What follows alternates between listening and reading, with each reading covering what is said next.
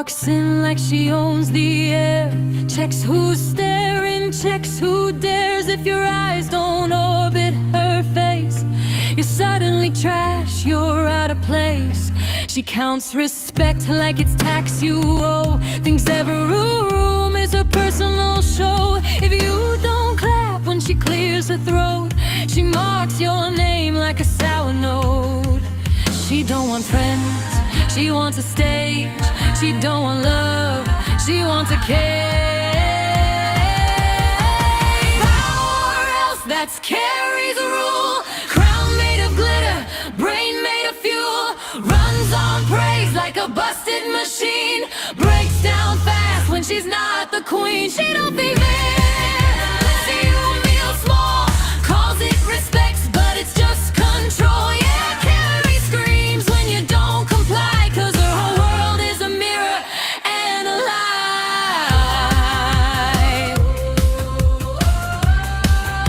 She kept someone close just to feel tall, not 'cause she cared, just to own it all.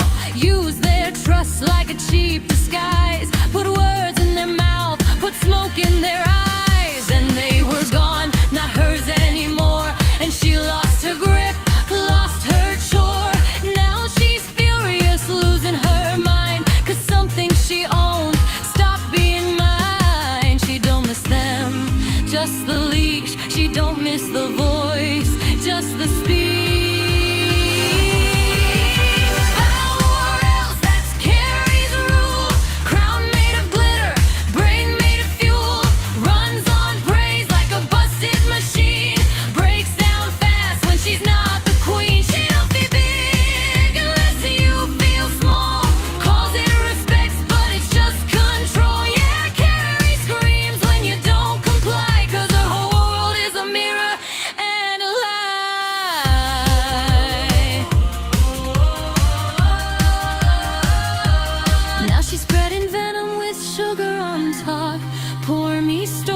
she never can stop.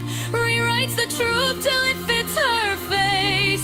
Plays victim in a mess she made. She says they stole what belonged to me, like people are pets or property. But the only thing taken away from her is the power to use and to blame. Or else that's Carrie's song. Same three notes all night long. She ain't deep, she ain't torn. She's just loud when she's ignored. No cornice when it's built on fear. No queen stays when no one's here. Yeah, Carrie's mad, the world moved on. Turns out worship don't last that long. So cry it out, fake your pain. Blame the sun when it brings the rain. But everyone sees what you really are. Just noise in a room with no more stars.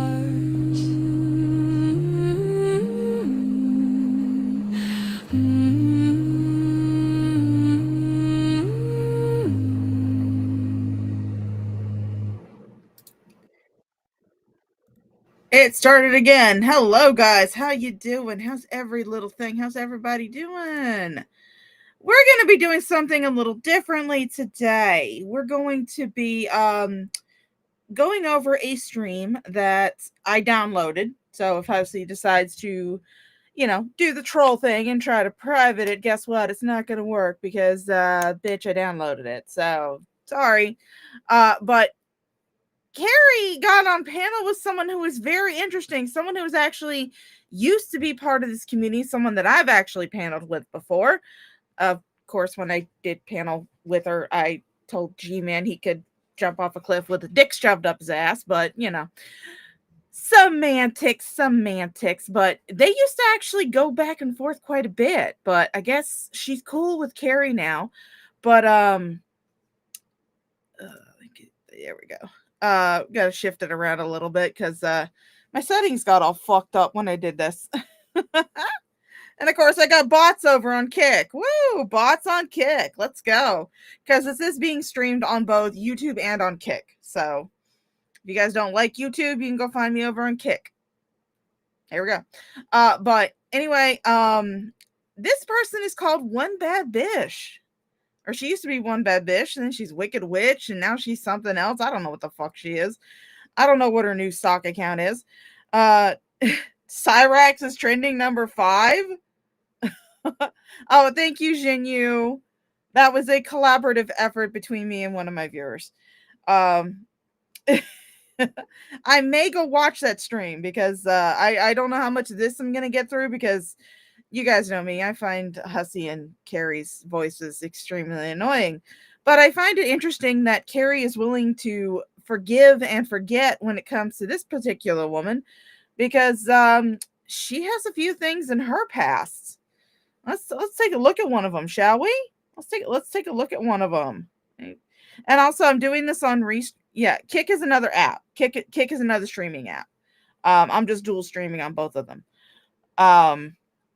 But I'm doing this on Restream because in case anybody who happens to be awake at this time that might want to put in their 2 cents, just message me on Discord and I'll get you the link to join in and be on the panel.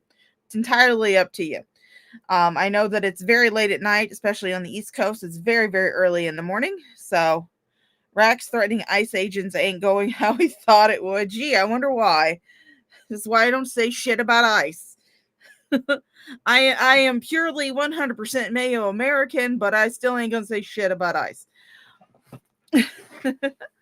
So yeah, if anybody wants to join on Restream, so yeah, she is a child abuser as well. In fact, I'm actually about to show that.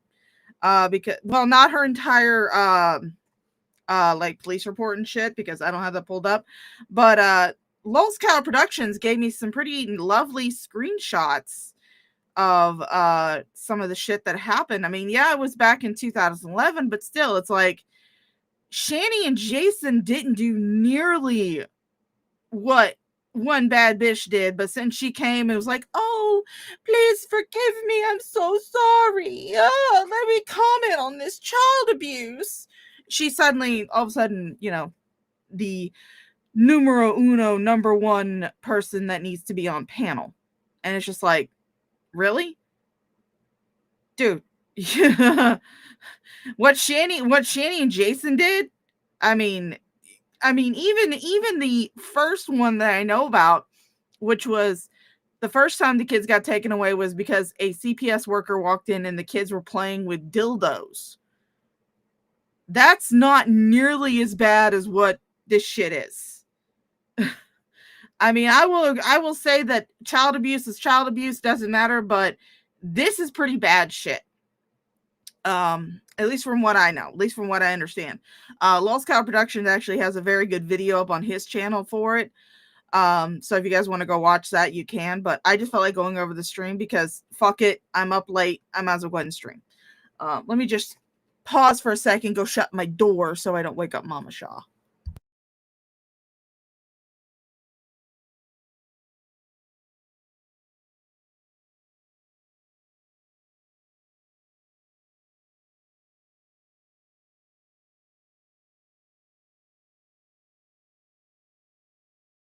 All right, I'm back.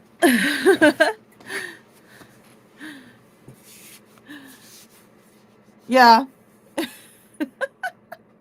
Oh, thank you, Stolas. I don't think I have a very good voice, but whatever. But anyway, let's share this little screen, shall we? I'm gonna go to my application window. We're gonna share this one right here. Can you guys see it on the screen pretty well? I can zoom in on it.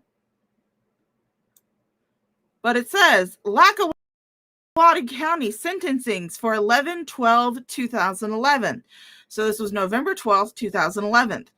If you'll notice down here at the bottom, I have blurred out and, blocked off the information and shit because her docs is out there, but I still don't want to share it myself. But that is one bad bitch down here at the bottom. Down at the bottom. Not going to read your information out, but it says 6 months to 23 months in county prison for endangering the welfare of children and reckless endangerment May 21st when she left her children unsupervised in her home, which was in deplorable condition. Looks like me. Okay, whatever. How you doing, Pamela? How you doing, honey? But yeah, deplorable fucking condition. And then we go back here, and this is another one. It says endangerment charges for mom. Scranton, a Trip Park woman faces child endangerment charges after city police said they found her 3-year-old son wandering shoeless and shirtless around the neighborhood, leading them to discover her home filled with garbage and feces and a 1-year-old alone in the home. One bad Bish, and that's her address, which again, I'm not sharing. Yes, her docs is out there, but I'm not going to be spreading it. Was arraigned Sunday on 2 counts of endangering the welfare of a child and recklessly endangering another person.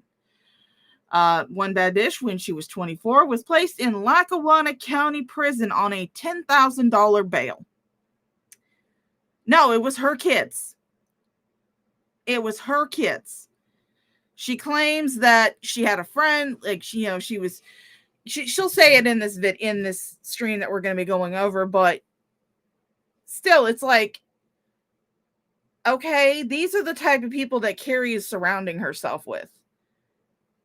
I mean, if I'd still been in her community at this point in time, I would have told her, bitch, you need to just stop.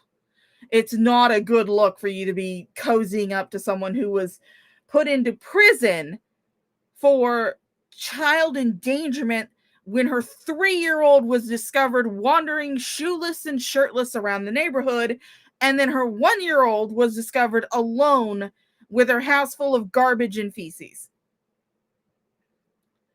That is not the type of person that you want to be talking about another person doing child abuse and trying to advocate for children of child abuse. Saying, being like an expert on child. Yeah, I guess she's an expert on child abuse because she's done it. She's done it before. Because, just like we've said all this time, Neglect is child abuse.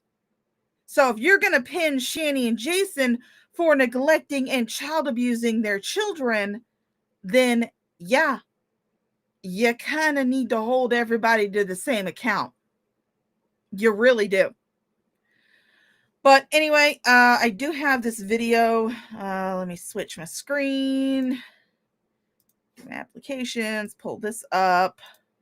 There we go. Hello, Tank Girl. How you doing, darling? One Bad Bish actually was around the time that the children were taken, around the time that Shani's boys were taken away. She claimed to be the one that called CPS, and that was the reason why the boys were taken. But of course, I don't know. I'm not involved in that. So her story could be true. It could be entirely false. I don't know. So many people have claimed to be the ones that have, taken the kids away. But really, it was kind of a group effort from a bunch of creators who gathered evidence and sent it to the proper authorities. Not a couple of fucking reactors on the internet who didn't do shit. But if I'm going to give anybody credit for getting those kids taken away, it's going to be the OG Shani commentators. It's going to be people like the Geek Room, Jules, Burnt Toast, Dragnot, those people. People who have been Irate Alex, Cecil McFly, those people that have been commenting on Shani long before I even found out about this bitch. I'm going to give them the credit because they're the ones that documented the evidence and put everything together and made it to where it was easily findable by the proper authorities. Not someone who just decided to come online because she got mad at Shani. Who decided to come online and start bitching about Shani just because she got mad at her for Shani not wanting to be a friend anymore. So, are the fumes from PA doing brain damage to the people of Lackawanna County? Seems so. Possibly. Yeah, you're only 15 minutes late, Max. We're talking about somebody else in the community, though. We're not talking about Shani. We're talking about another piece of shit. Someone who is being welcomed back into at least Carrie's community because I don't want her. I don't want her anywhere near my channel. I don't want her touching my shit. Someone who's being welcomed back into Carrie's community because she, I guess, now is kissing Carrie's ass. And we all know that that's the only thing that is required to be good with Carrie. As long as you're kissing her ass and defending her from people online who talk shit about her, you're in good with her. You're in tight with her. You're a friend. But the minute you start making the slightest little bit of criticism, out the door you fucking go. We all know that's what's going to happen to a lot of these people. They do. We are not talking about bunny tacos. Oh, I don't want bunny tacos.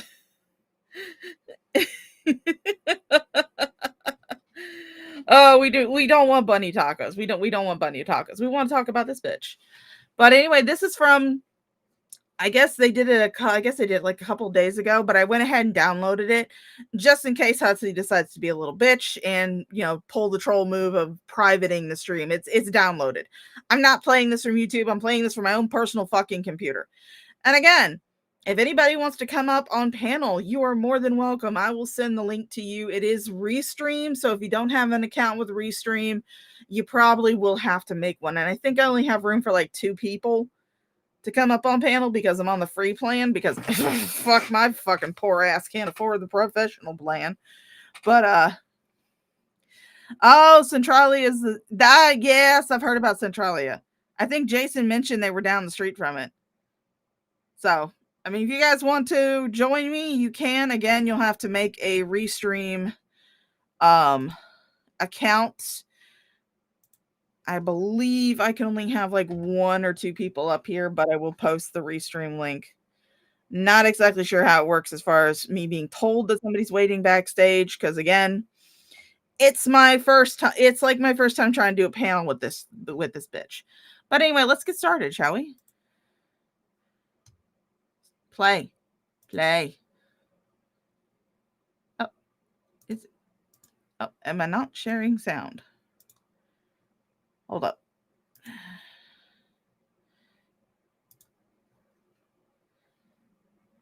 Hold up. Hold up. Hold up. Something's wrong. Something's wrong. Again, like I said, my first time doing this, so there we go. That should work. Oh, oh. The fuck? Okay, there we go. Now it should work. I'm a professional streamer, guys. Right? Yeah, we did. Yes, Sunday morning. Oh, it's still not coming through. What the fuck is going on here?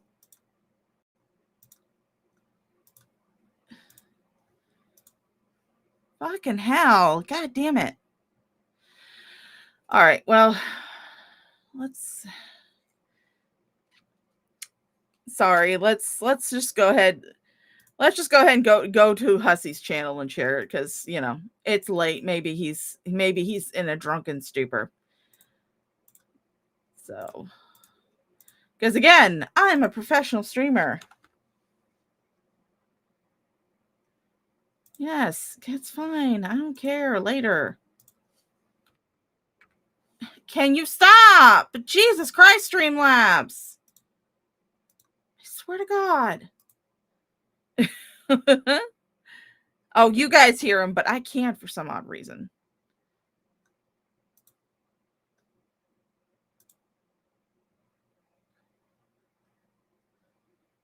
Oh, there we go. I don't know why I can't hear anything. Oh, now I know why. My headphones died. That's why I can't hear shit. Ugh. I'm a professional, guys. I'm a professional, I promise. That's because my headphones died. That's why. That's why. All right, so, but since we got this,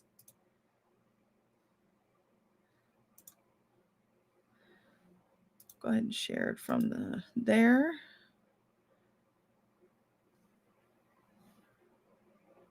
I think I had been up.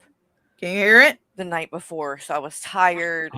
And when we got done, I went and laid down and took a little nap for like an hour or two and woke up feeling terrible. Really? Like cold sweats and like chills. My lower back was hurting so bad, just aching. I felt nauseous, like I was gonna puke.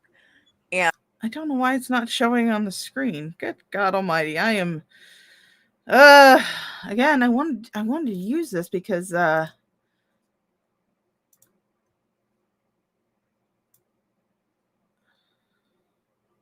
wanted to not have it risk him pulling it down, but who cares? If he pulls it down, I'll just pull it up from the thing, but for now, we'll watch it through YouTube. There we go. And you can come up. I put the link there twice for you. And then that's when it really went, full on from there, where she basically, like I said, go look at her channel, anybody, if you want to see if I'm telling the truth. But I'm telling you, the second I came into things and started doing all this, and me and her, this beef between us started, she, from that point on, quit covering Shani and Rev, quit covering anything else but me. Only came on to stream to, talk shit about me, which I think is kind of crazy because Ashley's here. Ashley, okay. Yeah, could you hear me? Hi, good morning. Good morning. Hey. There was just two things. Hi, Carrie. There was just two things I wanted to set straight. Like, basically everything Carrie said was true. Like, I'm a dumbass. I came on here. I believed people I shouldn't have believed. And I went, like, when I do something, I go head on to it. And I'm not saying everything I do that I go head on to is done the right way. But yeah, I'm stupid. I believe the wrong people. Was there lies in there? Yeah, absolutely. I've told lies before. Like, I'm a person, if I screw up, I'm going to say, hey, I screwed up. But Right. two things that bother me that are said that are not true, and this is currently my ex-husband now, we're no longer together. Oh, I'm sorry to hear that. Oh yeah, he was a piece of shit, but that's besides the point. So the tattoos that Omni's saying that were white supremacist, he said his knuckles, right? Correct, Carrie? Didn't he say his knuckles had the tattoos on them? I can't remember. I mean, if Carrie can't remember, I actually do have the stream where they doxed One Bad Bish. Ooh, I have that downloaded. I also have the stream. I also have the video downloaded where One Bad Bish was going after Carrie, like hardcore going after Carrie. She was like, "Bitch, you need to shut the fuck up. I'm the one that got those kids out of there." So if anybody needs a refresher, I have those videos. I don't have them pulled up. It'll take me a few minutes to find them, but I do have those fucking videos.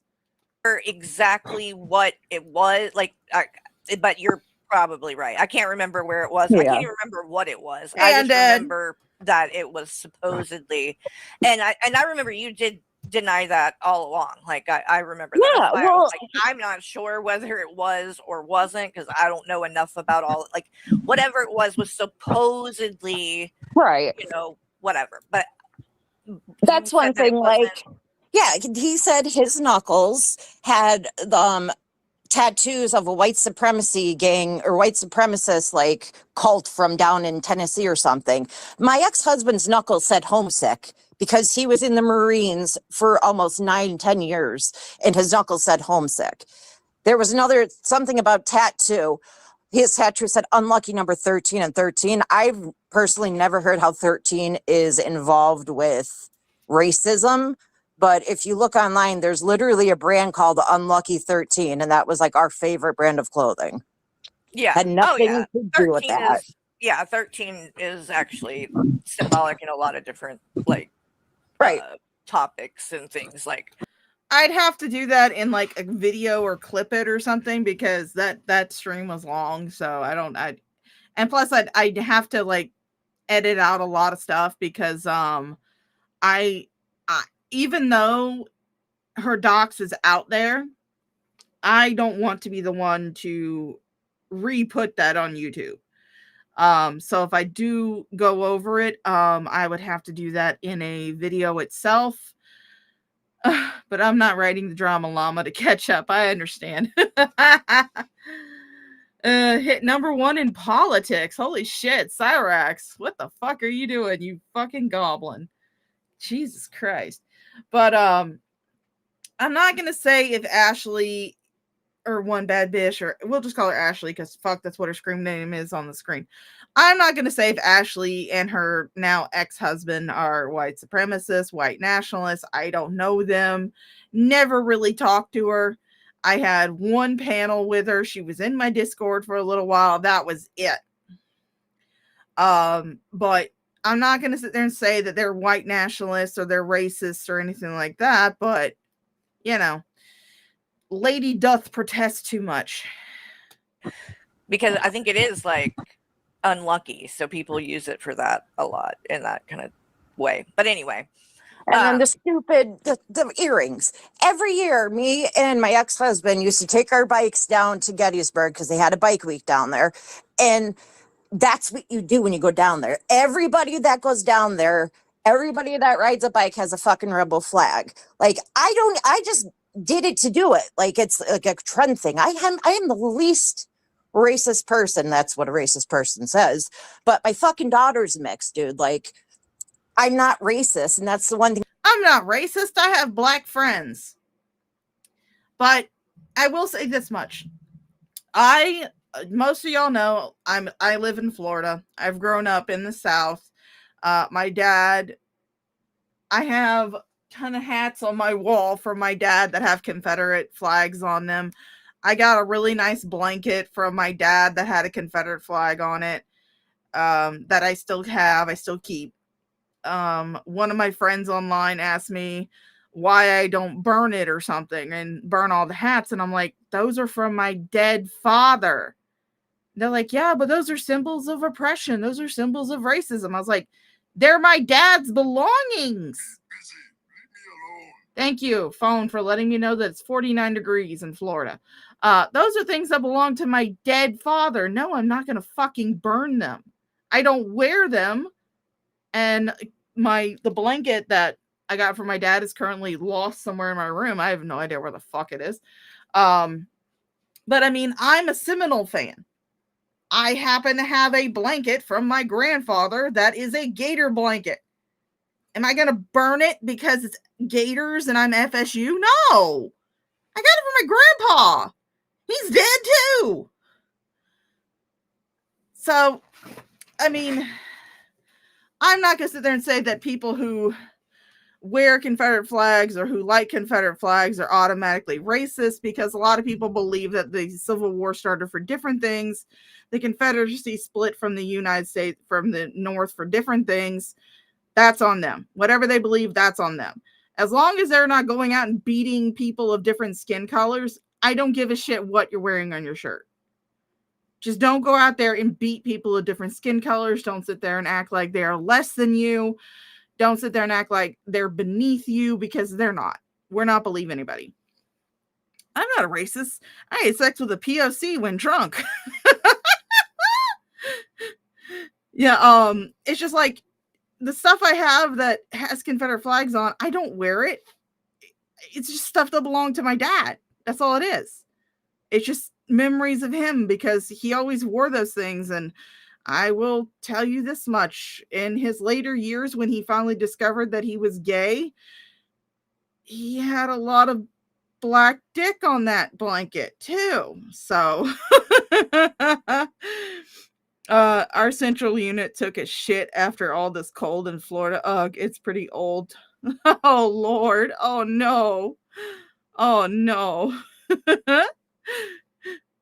That's fair. You have them as mementos. You didn't get them for hateful reasons.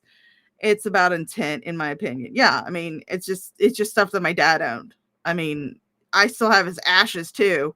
It doesn't mean I'm necrophilia. You might be taking out both blankets by Friday. Stay warm. I am very hot natured, so usually my quilts and the hospital blankets that me and my mom have stolen from the hospital will suffice. So I'm very hot natured. I've been enjoying these last few days. I will say that much. So I mean, I'm not gonna diss somebody based on their fashion choices, as long as you're not going out there and beating black people with a sock, I don't care. That really bothered me was being. But of course, again, I'm not black. I'm Native American. I'm Mayo American. I'm not Native American. I'm Mayo American. I am natively Mayo American. I am white as they fucking come. So I also cannot say what their opinions of those fashion senses are, because I don't see the world. I don't experience the world the same way that they would.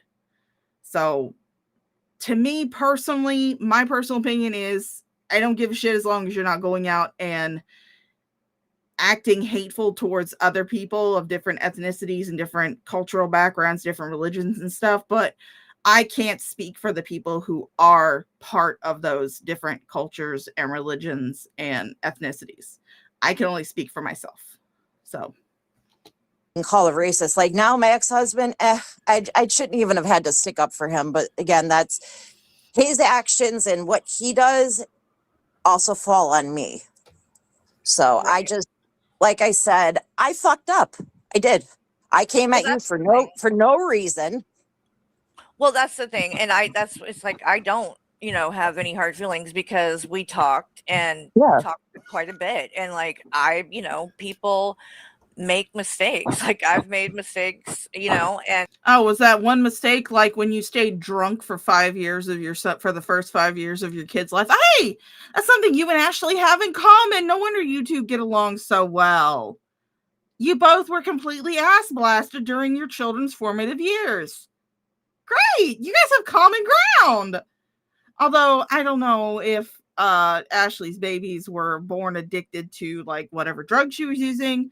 Like your son was born with fetal alcohol syndrome. So, and so as long as the person is like genuinely remorseful and doesn't like continue doing it, I mean, I don't see why, it's not possible to make amends or whatever. And I was glad when we did. I don't want to have like a bunch of enemies and shit. Like, Right. Oh, come off it, Carrie. The more enemies that you have, the bigger victim you get to portray yourself as. You live for this drama. When I was first in, because I was one of Carrie's OG mods, like first stream of her channel, I was an OG fucking mod. I was actually the one who encouraged her to start streaming. She was like, yeah, I'm thinking about streaming on my channel. I was like, sure, go ahead, have fun. Stream, go ahead. But then she started getting people who were trolls in her chat because of the whole video fiasco. I've gone over it a million times. I'm not going over it again, but it is part of the history. Because of the whole video fiasco, she did have some trolls in her chat. She would come on, because we had a small little Discord that was just me, her, and a few other people. Pariah Quail was in there. I want to say Red Feather was in there. Mrs. Mudduck, she was in there. And she would come in here and just start, she would get into voice chats with us early in the morning, especially Pariah. And she would cry about all of these trolls messing with her on YouTube. And we would tell her, and we told her over and over and over and over and over again, don't respond, don't react, ignore the trolls. Don't even block them if you see them in the chat. Just don't read the messages. It's very easy to ignore this shit. Very fucking easy to ignore this shit. You don't feed the trolls. And what are we doing like 3 years later, Gary? You're feeding the trolls. Didn't you make a New Year's resolution that you would stop talking about 21? And what is most of your streams been about? I don't think there's been one stream that you've done. Maybe there is one, but again, I don't watch your fucking streams. You're lucky I'm watching this shit. From what I understand though, you have not been able to go one single stream without at least mentioning 21 and bitching about your channel being lost. I mean, that's feeding the trolls. You're feeding them. You every single time someone says something slightly negative about you, you have to do an hours-long stream on why you're right and why they're wrong. And that is feeding the trolls. Hell, I wish you would react to this fucking stream because I would laugh my fucking ass off. Because I told you 3 years ago when you first started getting trolls to ignore it, not react. Don't say anything. Just ignore it. They'll go away. They're like toddlers. If you keep paying attention to them, even if it's negative attention, they're going to keep up the behavior. But if you ignore them, eventually they'll get bored and wander off somewhere else to find the next shiny object. You live for the drama. That's the thing. That's your thing. You live for it. The more enemies that you have, the bigger victim you can portray yourself as because you love being the victim. And I mean, honestly, that's really something that you have in common with a certain cow that we both cover. She loves being the victim too. The more abuse she gets, the higher her victim status goes. In her head, anyway.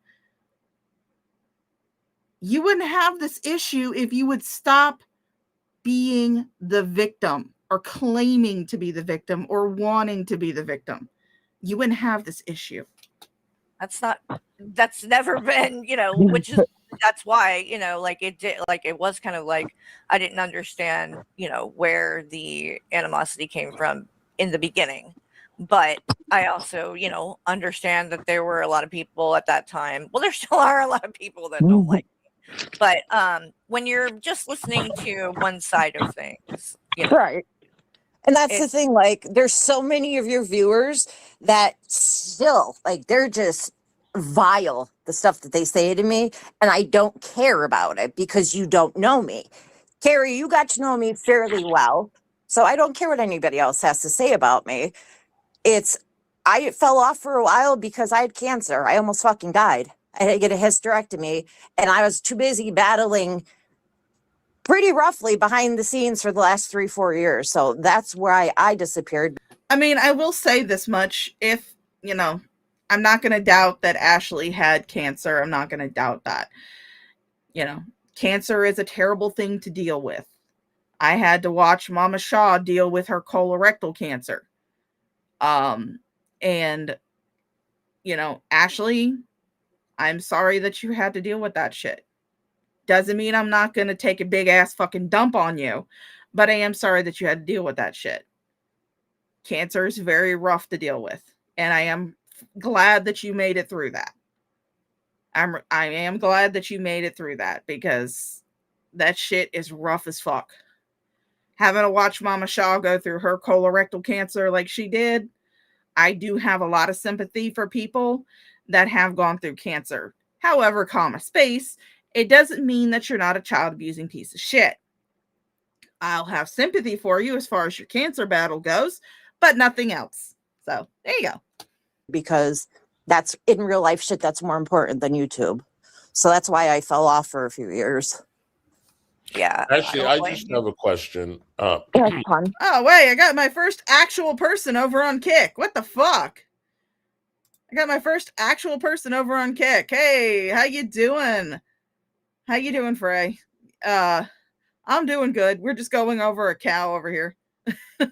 I usually get bots from Kick, so having you as my the first comment that I've seen from Kick that's not a bot. Thanks for that.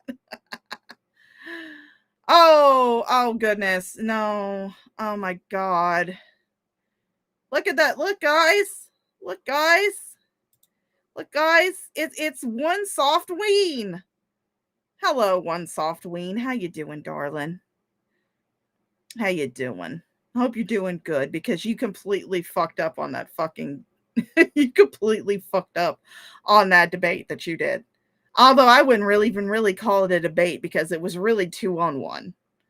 It really was 2-on-1, because you were riding Carrie's dick. You were not an impartial moderator. And of course, whenever you start a stream that is supposed to be a debate saying, hey, I'm going to be getting high. Yeah, I kind of lose all expectation that it's actually going to be a serious debate. I would have had more respect for you, dude, if you just come out and said, hey, guess what? I'm just going to let these two bitches slap fight. That's fine. I would have had more respect for that, because it would have reminded me of the fucking old school IBS days.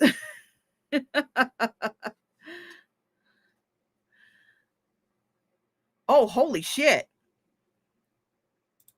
Holy shit, guys. Blaze and Banter. Hi, Blaze. Thank you for becoming a member. You are now a member of the Olive Garden family. Are you here? Your family. Welcome to the crew. Frey, I do not stream daily. I stream whenever the hell I feel like it. So it's not a daily thing. I just happen to be on stream right now because I actually work at night for my job. So I don't stream daily. I don't stream nightly. Oh. Thank you for the super chat. $5 super chat. Thank you, One Soft Ween, for that. That's a sweetheart. Yes, you can be a Care Bear all you want to. I'm the type of person that I don't give a fucking shit who the hell you watch. You can watch whoever you want to. You can watch me. You can watch Carrie. I'm not going to sit there and say that, you know, it's a bad thing. I don't care. I have people who, what's my favorite game, Frey? Oh God. I think everybody in my audience can tell you that much, Frey. It's World of Warcraft. Yeah, I don't give a shit who you watch. You can watch me, you can watch Carrie, but just don't expect me to sit there and, you know, if I think you did something that was shitty, I'm going to call you out for doing something that was shitty.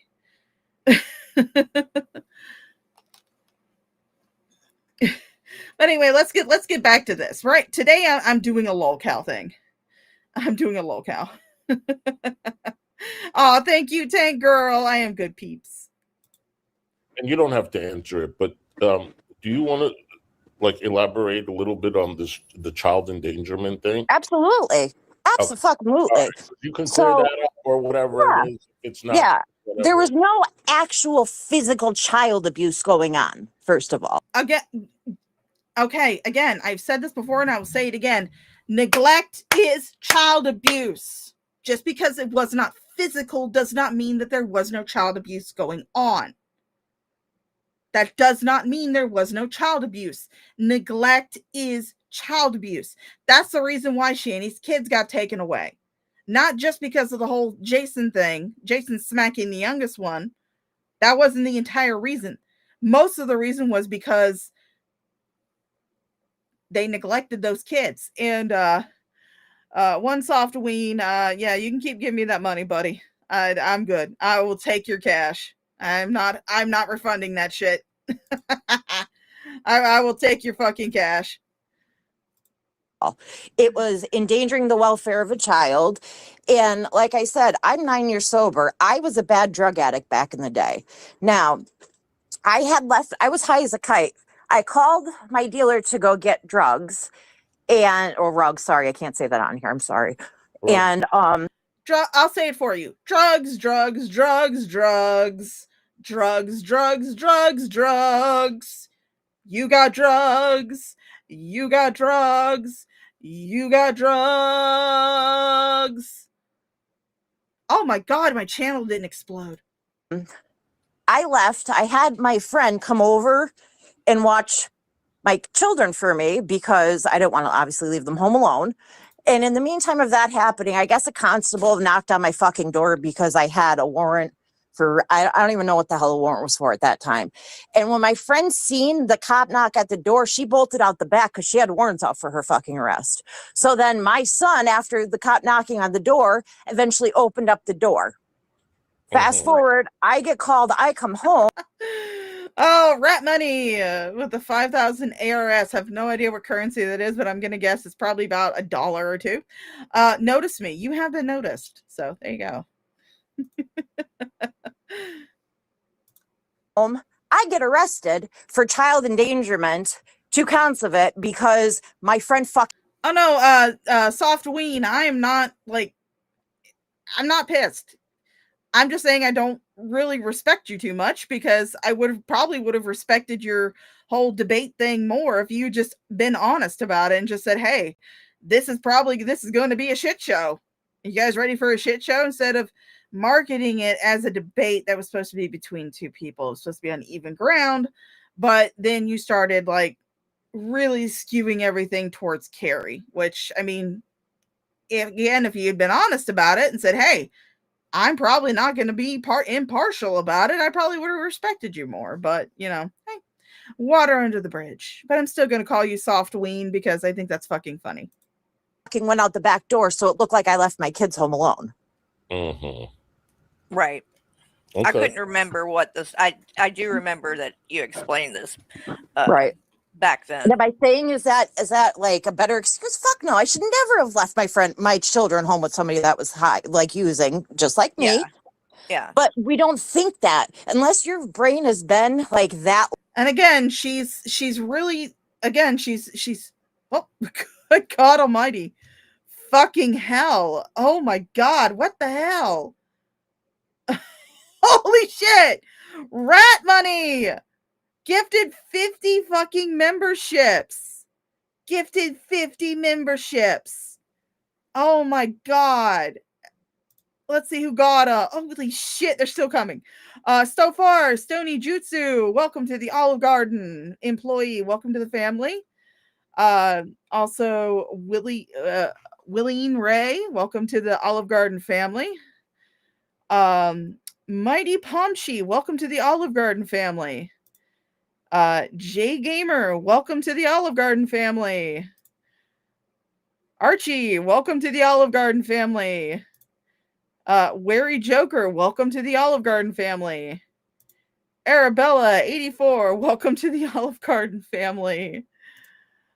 Skies Burnin, welcome to the Olive Garden family. John Morgan, welcome to the Olive Garden family. C. Finley, welcome to the Olive Garden family. Tubian, welcome to the Olive Garden family. Graveyard Flowers, welcome to the Olive Garden family. Stella Luma, welcome to the Olive Garden family. Mimi, welcome to the Olive Garden family. Granny Whisper, welcome to the Olive Garden family. Best $1.05 of ever. Knitting Gamer, welcome to the Olive Garden family. Richie Ruggs, welcome to the Olive Garden family. Who's Who in the Zoo, welcome to the Olive Garden family. Ambulance Girl, welcome to the Olive Garden family. That Nerdy Lady, welcome to the Olive Garden family. Imbued Socks, welcome to the Olive Garden family. Dr. Willie Fistergash, welcome to the Olive Garden family. Serenity, welcome to the Olive Garden family. Autumn Rose, welcome to the Olive Garden family. I am going to read all of these, so just back in your butts. Lady Starfire, welcome to the Olive Garden family. Juno the Pug, welcome to the Olive Garden family. Spherical Man, welcome to the Olive Garden family. Millie, welcome to the Olive Garden family. Sneaky Suspicion, welcome to the Olive Garden family. Medieval Maggie, welcome to the Olive Garden family. Holy, I don't know if I can read all these. But hey, one person I saw, Undead Ramen, you got one. Shutter, you got one. I think I saw Hostile Hooves got one too. Holy shit. God damn. Thank you for gifting all those memberships. Thank you for gifting all those memberships, dude. They are very broken. Yeah, I'm not. Start dealing in rats. Yeah, I'm not reading all those now. Holy shit, I got through all those and they're still going. I'm just like, fuck. But anybody who got a membership, thank Rat. They dropping some money. Probably not much, but they dropping some money. Low, you're not gonna like honestly understand it. And like I said, but again, as I was saying before, the massive flood of memberships that I suddenly have on my channel, again, thank you, Rat. You're kind of skewing this. You really are, because according to the reports that I showed at the beginning of this stream, can I answer you, please? Freya, can you repeat your question? I kind of got lost. I'm dual streaming on both YouTube and on Kick, so I just got a flood of memberships, so I probably lost it in that flood of memberships. I don't know how you didn't get one, Red Feather. Everybody needs to start gifting memberships so Red Feather can get one. You'll be our version of user 2.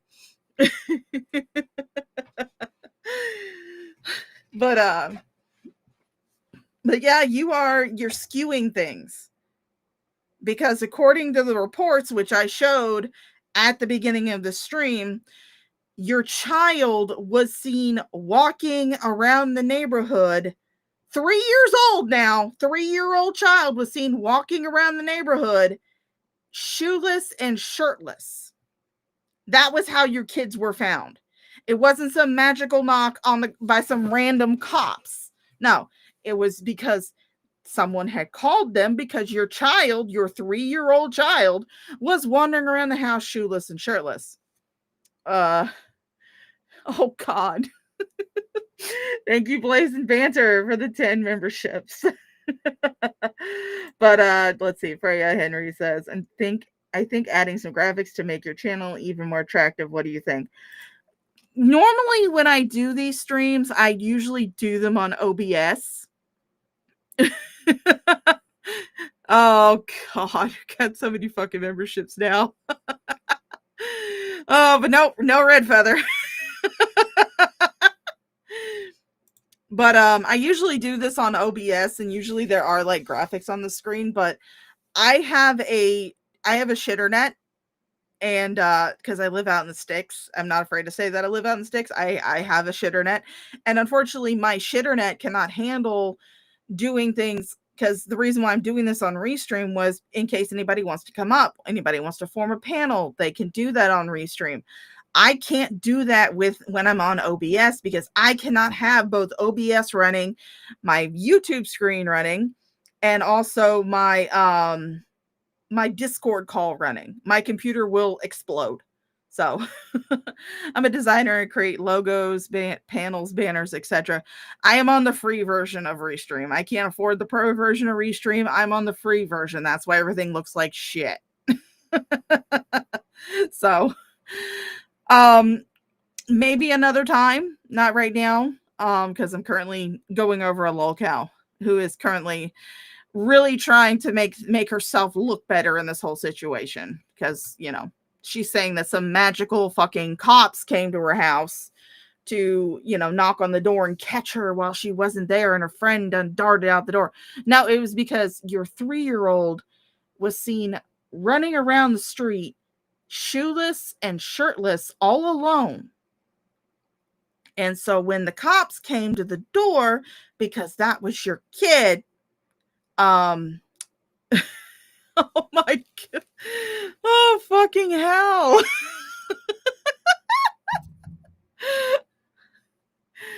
Yeah, but it's I will say this much. I can confidently say that before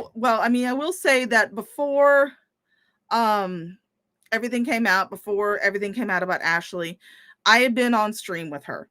I had been on panel with her when she used to have her One Bad Bish channel. She deleted that. So that stream has been lost to time. Unfortunately. But while I was on panel with her, she decided to let G-Man up there. Now, people who are new to this channel might not know that I think G-Man is a piece of shit. I will never not think that he's a piece of shit, because the motherfucker lied about the abuse that the children was going on with the kids, despite being one of the people who witnessed it. Not only did he not call authorities to report the abuse that he witnessed firsthand, but he also got online and defended Shani and Jason's parenting and lied about the abuse. So as far as I'm concerned, he is just as responsible and just as culpable as Shani and Jason are with the boys' ongoing abuse.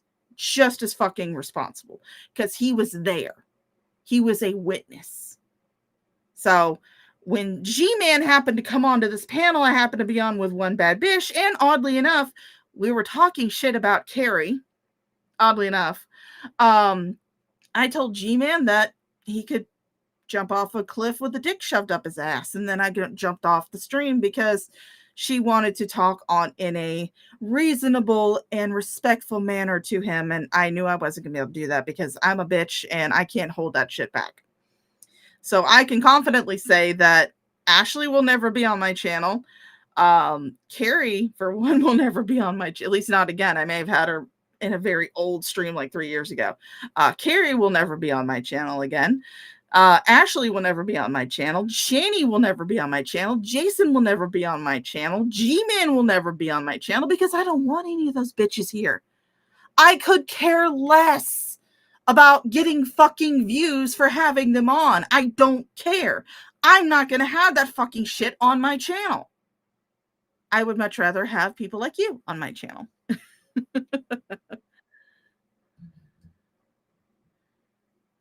He still deflected. Yeah, of course he deflected on the panel today. He's not going to sit there. He's not going to take any more responsibility for the condition those boys were in than Shani and Jason are. So I, for the longest time, was so, like, what's the word I'm looking for? Like, I would get really offended when somebody would say it, but it took a while for me to realize, like, yeah, dude, that's fucked up. Like, other people are going to look at that and be like, that's fucked. Right. Well, I don't know who this salacious crumb is in the chat, but everything you're saying, they're saying it's lies. Do you know this person? No, I don't know really anybody from YouTube besides like Carrie. Yeah. I don't know who this person is either. I've never seen this name actually till today. Pull up the police report. Well, what are you saying that she didn't say or said wrong or whatever? Again, she was saying that she was making it seem like she had left her children with her friend. They were both still in the house, and the cops just magically appeared on her doorstep, and her friend ran out the back door. Nothing else. She didn't mention the fact that her house was covered in garbage and feces. She didn't mention the fact that her child was caught outside, 3 years old, wandering around the neighborhood with no shirt and no shoes on, all alone. And he got picked up and they brought him back to the house. And that was when they found the 1-year-old left home alone in a house full of garbage and feces. That's what she's leaving out. Hi, Monica. Like, just I've never seen this explain. name, so it's somebody that It's somebody trolling. Oh yeah, Sydney, you can be on my channel. You can be on my channel. I really don't give a shit. Pull up the police report. Don't care. That was Well, back in 2011. G-Man, the only thing that G-Man did was he provided some clothes and other things for the boys. Now, I will give him that. He did provide, but at the same time, bitch, you saw with your 2 eyes the abuse and neglect that was going on in that house, and you didn't do shit about it other than just cover for it, basically.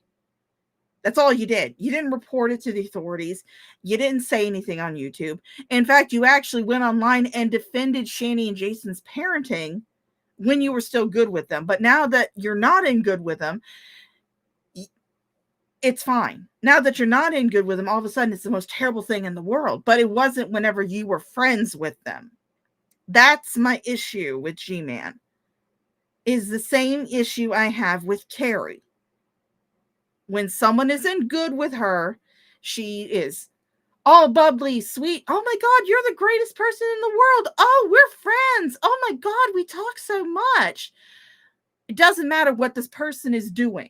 It's like with the Kratos shit. She defended Kratos for a whole fucking year, despite seeing the same fucking evidence that everybody else did. She went online and listened to the voice message that Kratos' husband left for Ollie, even though Ollie was, I will admit, Ollie was a catfish, but at the same time, he didn't know at the time. He didn't know. He didn't know what the fuck that dude's age was. He just ran online and recorded that nasty ass creepy fucking message and sent it to him.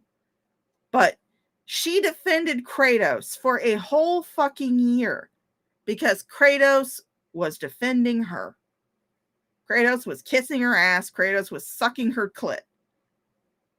She didn't care what Kratos was up to. She didn't care that they were doing this creepy ass fucking age play bullshit. The only thing she cared about was the fact that Kratos was sucking her clit. That's all she cared about. But the minute that Kratos started going off on the wayward side, all of a sudden it's terrible. All of a sudden Carrie's now staunchly against age play and all this other shit. She uses it against AJ when you were fine with it when it was Kratos and Kratos was sucking your ass. You were perfectly fucking fine with it. In fact, you actually said, who am I to judge somebody's kink? Now, I'm the same way. If you got a weird kink, like, you're into water sports or you're into scat porn or whatever, maybe you're into anal prolapse parties, that's fine. But don't involve kids. And don't involve people who are acting like fucking kids. That is fucking creepy. Also, don't involve animals or anybody who's acting like a fucking animal. That is fucking creepy as fuck. When you start bringing anything that has to do with a child into the mix, that's when you start getting really fucking creepy.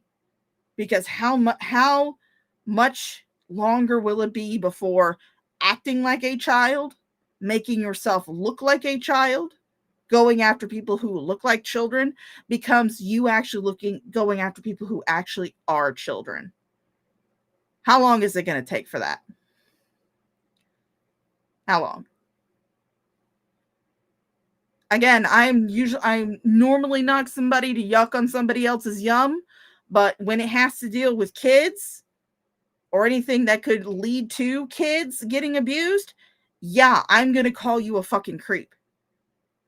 And I'm not talking about, like short stack women. I understand there are women who are shorter, who are smaller, they're obviously over age, but they are on the smaller side. Not talking about that.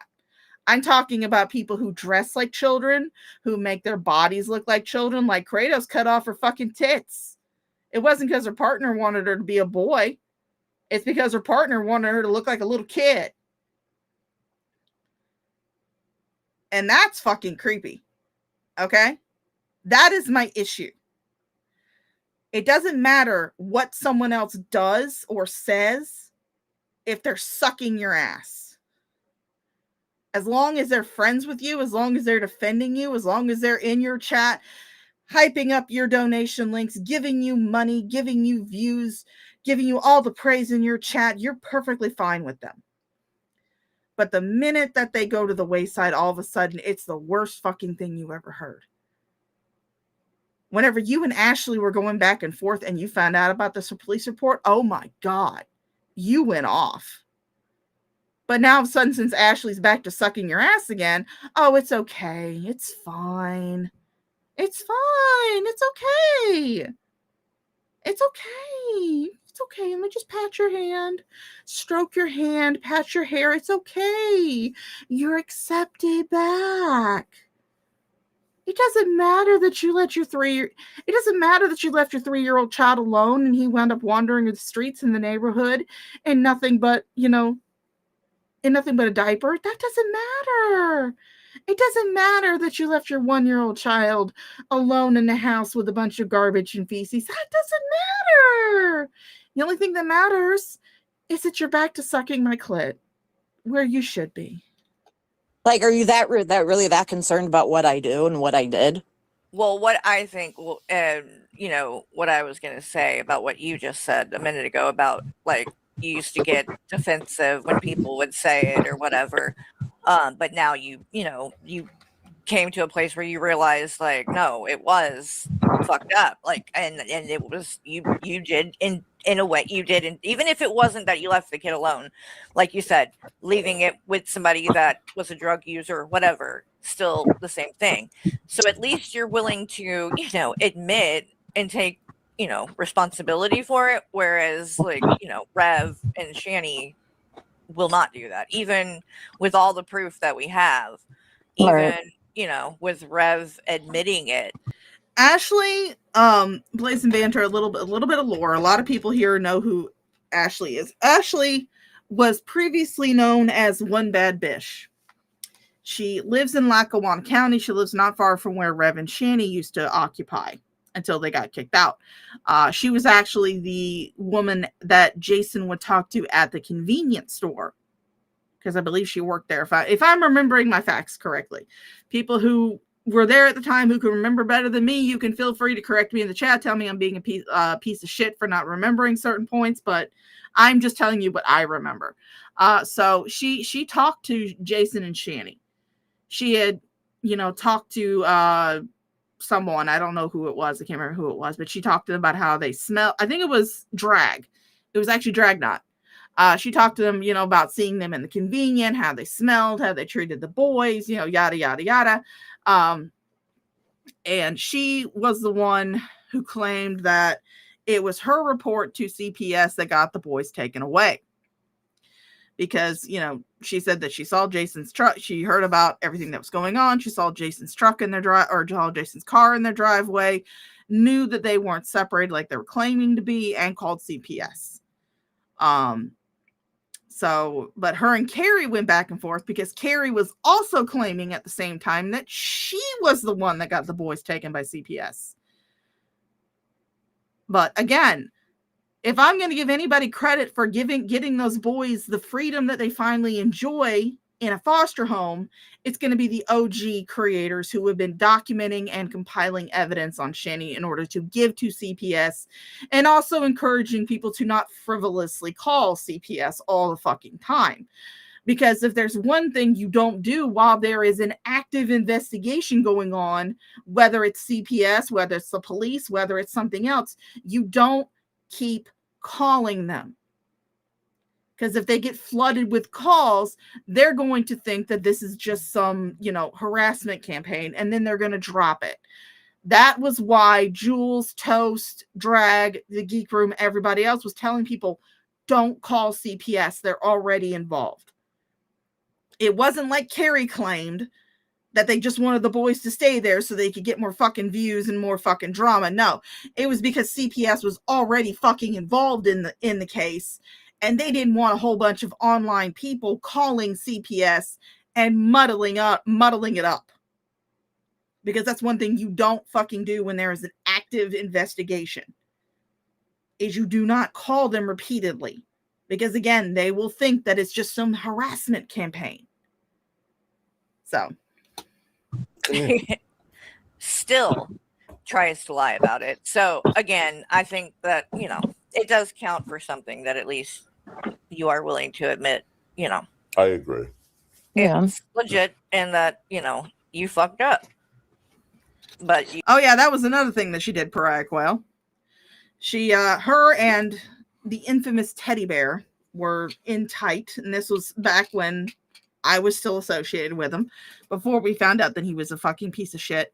Her and Teddy were trying to get people in our little bubble of a community to give them money so they could give it to the boys. All the rest of us were saying, if you're contact with the boys, why can't you talk to them and set up an Amazon wish list with stuff that they want or need, so that way we can send it directly to them rather than giving the money to a third party or a middleman. This is why I hate a lot of people who do these online things where they're saying, yeah, I'm gonna raise money for this person, but don't worry about the fact that the GoFundMe is in my name. They're gonna get their money. Don't worry about it. Or I'm gonna give the proceeds of this video to some sort of charity or something, and then not doing it, Azria. I don't work like that.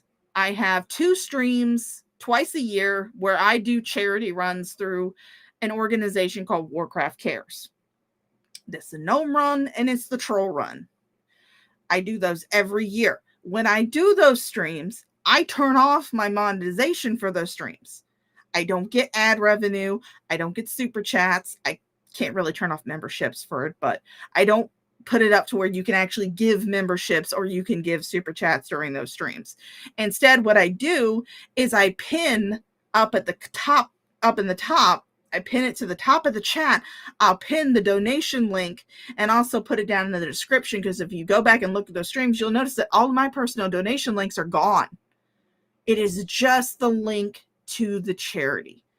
So you can donate directly to that charity while the run is going on. And I also do a fun little thing where if you give a donation to those different charities, you send me a screenshot on one of my different social medias, which are always listed in the description. Send me a screenshot of your donation. I'll take a shot of usually it's Jack Daniel's whiskey.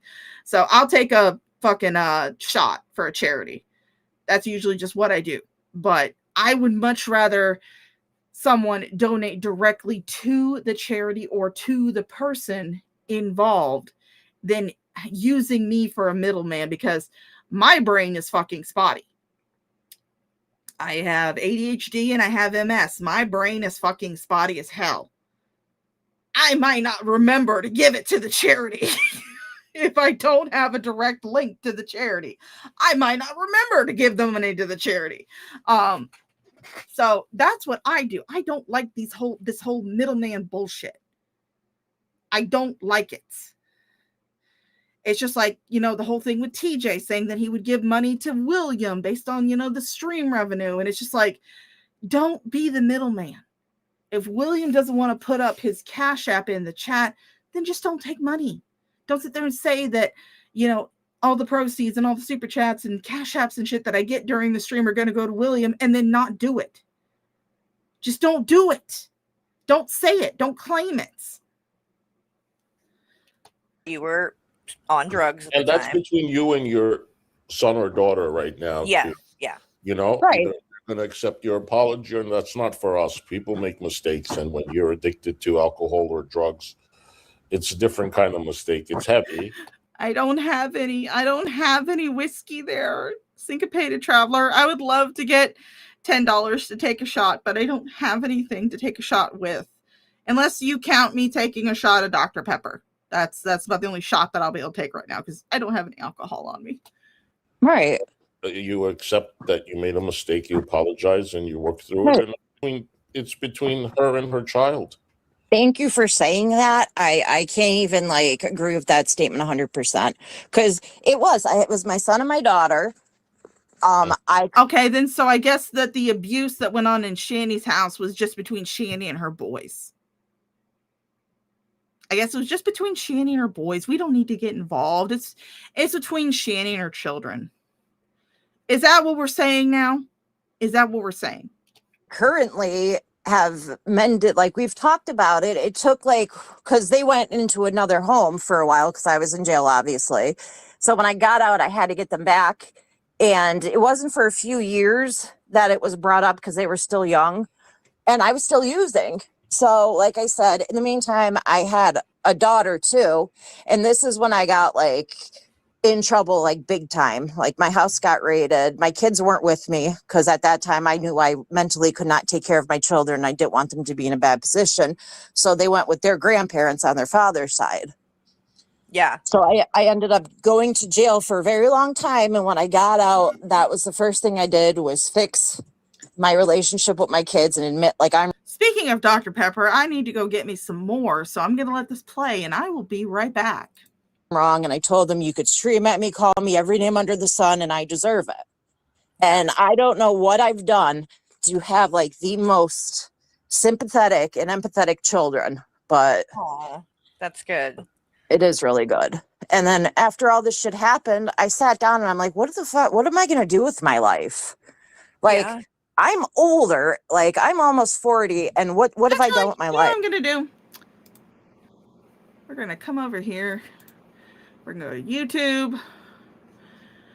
We're going to go to my channel. And we're going to go play that lovely little song that I played in the beginning of it. So that way you guys have something to watch. Or at least something to listen to. So we'll share this tab instead. And I'll be right back.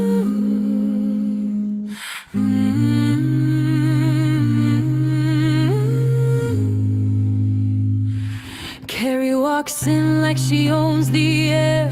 Checks who's staring, checks who dares. If your eyes don't orbit her face, you're suddenly trash, you're out of place. She counts respect like it's tax you owe. Thinks every room is a personal show. If you don't clap when she clears her throat, she marks your name like a sour note. She don't want friends, she wants a stage. She don't want love, she wants a cage. Power else, that's Carrie's rule. Crown made of glitter, brain made of fuel. Runs on praise like a busted machine. Breaks down fast when she's not the queen. She don't be there, see you meal small. Calls it respect, but it's just control. Yeah, Carrie screams when you don't comply, 'cause her whole world is a mirror and a lie.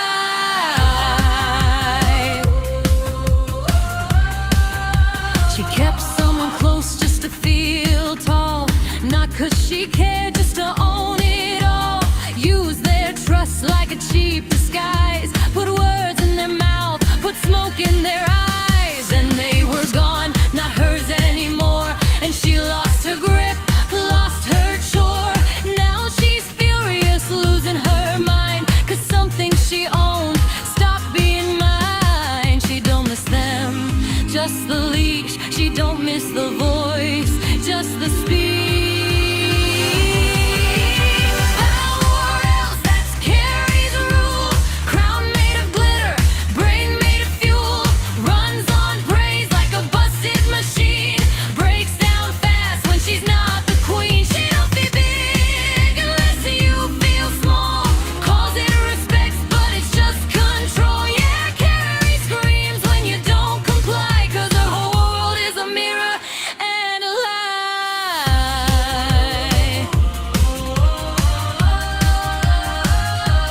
Now she's spreading venom with sugar on top. Pour me stories she never can stop. Rewrites the truth till it fits her face. Plays victim in a mess she made. She says they stole what belonged to me, like people are pets or property. But the only thing taken away from her is the power to use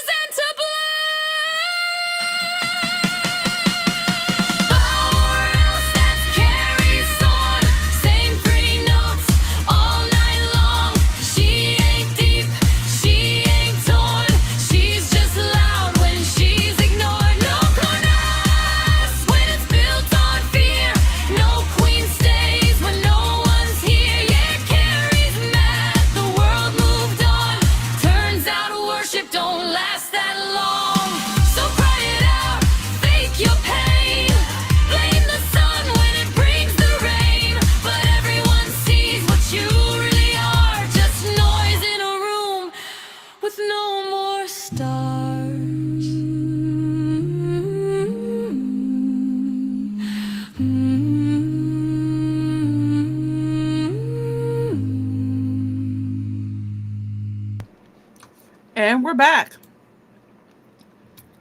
Oh, wait. I love this song. I might get copyright struck, but I don't care. This is great. I wonder what's inside of a hood. Maybe there's astronauts and maybe there's aliens all inside your butthole. I wonder what's inside your butthole. I wonder what's inside your butthole. Maybe there is astronauts, maybe there is aliens all inside your butthole. I wonder what's inside your butthole. I wonder what's inside your butthole.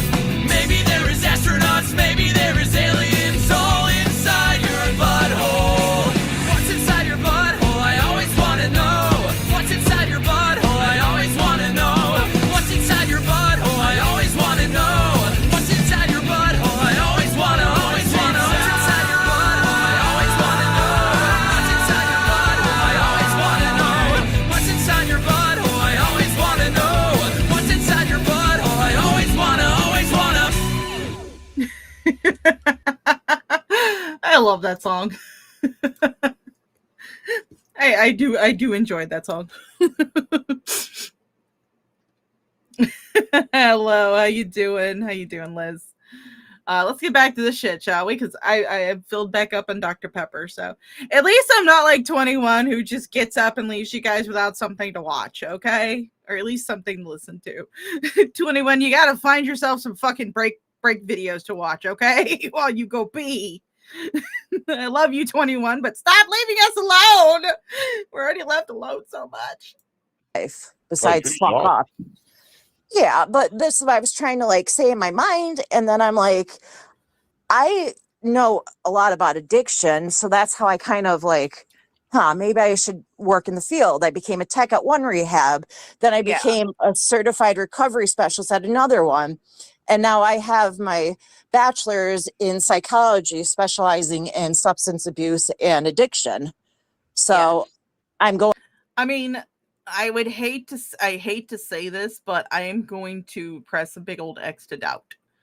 I mean, if you did all that stuff, that's great. That's fantastic. It's a great way to take your own addiction and your own knowledge of that and use it to better somebody else's life, because we all know your life is shit.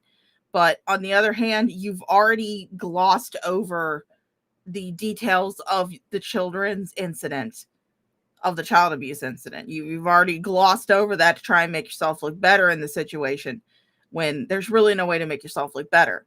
So I'm going to press the big old X to doubt. It could be true. It could not be true. I don't know. I'm not in your fucking life. I don't want to be in your fucking life. But still going to press a big ass X to doubt. Going through that as well, and I currently work as a part-time CRS worker at the one rehab, and I'm work at as like a home health aide. Like during like that's I work both jobs at the same time, but like now I feel like I found what I'm supposed to do. And you do the crystals and stuff, right? Like you sell those, and that kind of was put on the back burner. Like I still kind of do that here and there. Yeah. I'm eventually would like to get it back. Oddly enough, isn't that how you let out the docs of one of the people that watched me? I could have sworn that's what happened. That's how some people got her docs, was because she ordered crystals from you. And so you gave her docs out. Again, I could be wrong, but I think that's actually what happened. Back up and running again like I had. But yeah. Well, thank you for sharing all this, but I have a question now about Rev. Sure. Yes. So when was the last time you saw him, and what was that like? The last time I saw him was when he came into the store like a few more times after Shani came down and yelled at me. And it was just, I don't know, he was hitting on me. He would always tell me, oh, like, you're my type. I love tattoos and piercings. Yeah, it does. You don't need a degree. And in order, and I find it very, very, very concerning that she was able to, because if she says she has her master's, a master's degree usually takes about 8 years to get. She could have done it since 2011. I don't know, but she said that she's been in trouble again with the law. I even looked at her entire docs. I'm not going to. I really don't give a shit. But it's really weird how she says she has her master's in psychology, when that a master's at least takes, I want to say 8 years. Because I believe that an associate's takes about 2 years, because I have an associate's degree, and that's how long I went to school for. I went to school from 2011 to 2013. I was doing occupational therapy assisting. But because associates takes roughly about 2 years, a bachelor's takes roughly about 4 years, and then a master's, which is considered a postgraduate type of degree, takes about 8 years. Takes about 6 to 8 years. So you're telling me that unless you got this before you got cancer, you were miraculously fighting for your life with cancer and going to college. It's kind of weird, the timeline. So, I mean, again, if you did it, great. But I'm not going to put any faith in that, because how long I know it takes to get a master's degree, especially in psychology, with a specialized degree in that particular field. Things and different colored hair. Like, he would always throw that in there. Him saying that for sure. Did she say bachelor's or did she say master's? I could have sworn she said master's. Yeah, but you can't really do anything with a 4-year degree in psychology. You can't really do nothing. You can't practice as a therapist or anything like that. I like I said, psychology wasn't my focus of practice. I was doing occupational therapy. Only went to school for like 2 years, got my associate's degree in that, but I don't think you can do much with a bachelor's degree in psychology. Sure. Right. And then he'd be like, but I'm a married man, so I can't say that. Right. And then he would just start laughing. Like, he would just come in and bullshit with me. It wasn't anything like interesting. Didn't you say that he smelled pretty bad? Yeah. Like, I can't even explain the smell. I don't know how to explain it. Like, it's if somebody hasn't bathed in, like, I don't even know, maybe like months. That's probably, it might have been the case. It was. I mean, everybody already was well aware of the fact that Jason smelled like a year-old tuna sandwich that had been left in a parking lot in the middle of Florida high summer. Everybody already knew that. Such a sour, like, burning smell, strong enough that it sat. It was like a heavy fucking smell that just sat in the convenient mart. It wouldn't go away because he sits in that house that stinks like that, and everything is like caked in, and it will never. Yeah, but I mean, again, it's still the time frame. I mean, if she's saying that she did this recently, that means that she was going to school around the same time that she was dealing with her cancer. And if it was as bad as she claims it was, and that was the reason why she stopped making content, why she stopped going on the panels, and why up until just this recently she started, she stopped licking Carrie's asshole. It's kind of still kind of throws the timeline off. Because 2011 was only like it wasn't even 15 years ago, because it was towards the ass end of 2011. So it's closer to 2012 than it was 2011. So we're talking like 14 years. And again, she said that she had gotten into some trouble because she was still using even after that incident that she got arrested for.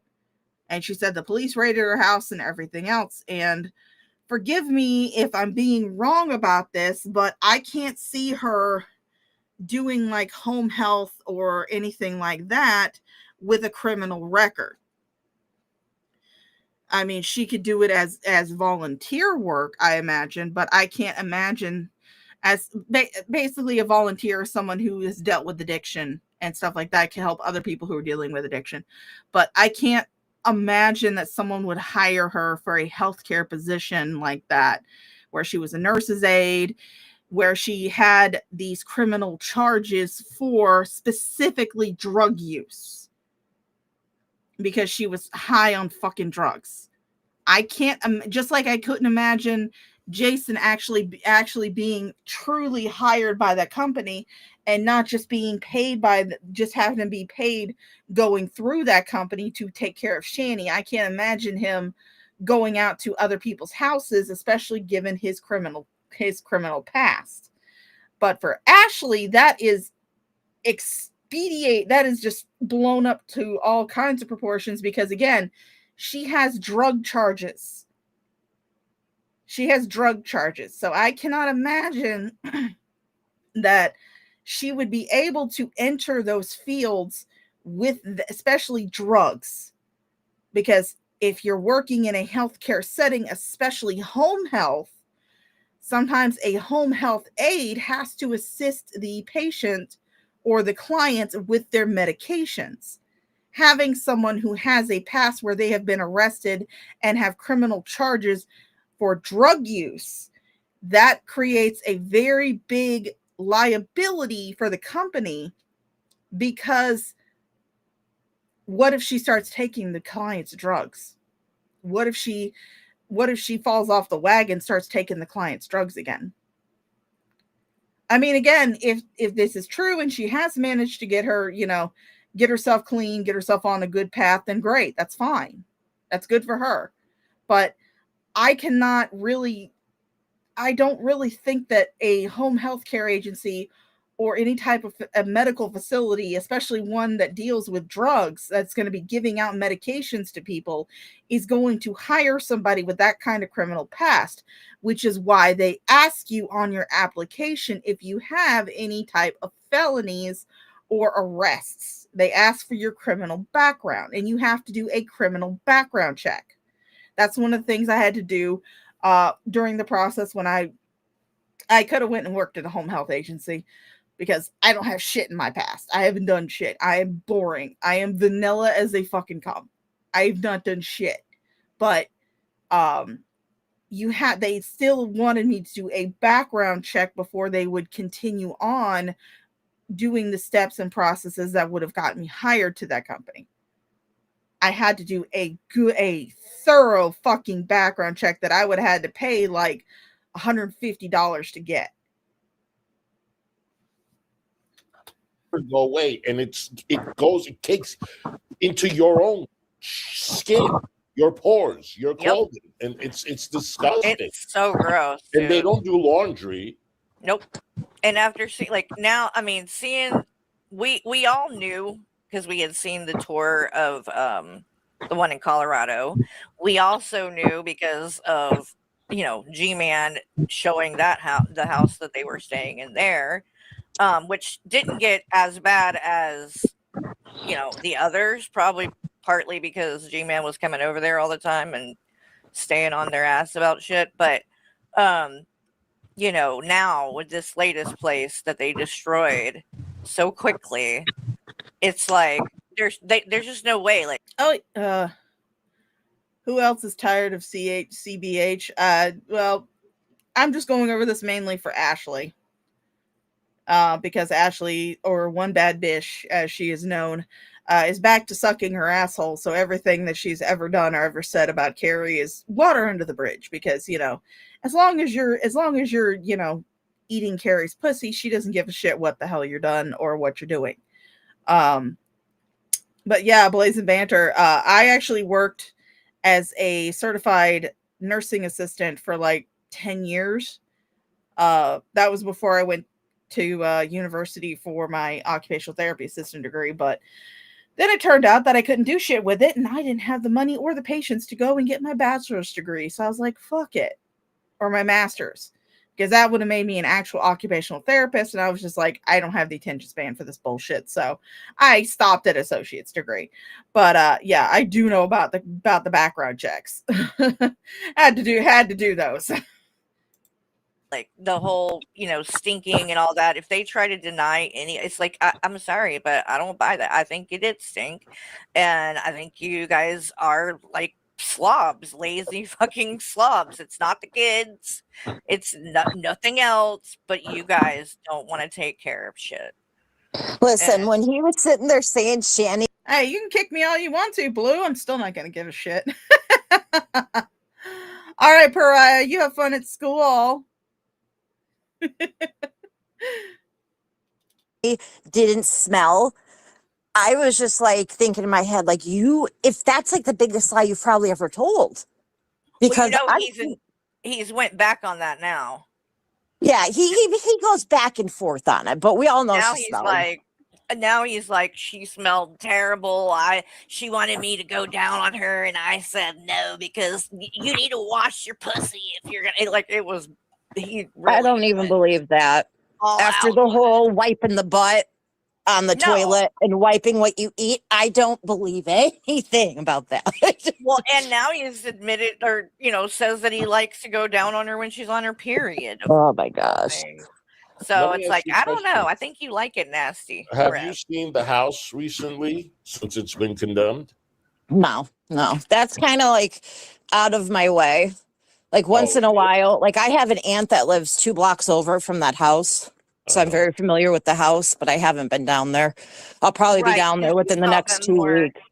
you saw them because you were living near the other place that they used to live, right? Oh God, yeah. Yeah, I was So like that's close to 2 you, blocks from wherever there. that was. How far is that place from the other one? Is it Well, the other one was in Scranton and this one is in, I believe, Peckville. So it's like a so 10 it's in minute, another? Oh, okay, gotcha. not that far. So where he lives in Peckville, it's Yeah. walking distance to the grocery store and the Yeah, pharmacy. everything's there. There's a grocery store. Yes, we already know that. Everybody is well aware of the area around which Shani and Jason live. We're right on the corner there. I can't remember the name of what it is, but I know it's a like a regular grocery store. There's everything there. There's literally Yeah, Casey plays. Normally I don't watch Hussey, I don't watch Carrie. I'm just doing this mainly for Ashley's sake, Ashley's benefit. But I'm not watching. Normally I can't watch their streams because their voices fucking annoy me. I would much rather just go watch Tyrion slapping Joffrey off of Game of Thrones over and over and over again because that's fucking hilarious. Or I would much rather go and continue leveling my new Void Elf Demon Hunter because those just got opened on World of Warcraft. But yeah, Carrie is what I would refer to as a calf. She's been referred to as a calf actually on Kiwi Farms, where she does not have her own thread, but she is often mentioned in Shani's Kiwi Farms thread. But she is what the farms and myself refer to as a calf. She is not a full-blown lulz cow just yet, but she has the potential to become a full-blown lulz cow. And given the way that she is behaving currently, I think that is going to become that she's going to be a full-blown lulz cow faster than she really thinks is going to happen.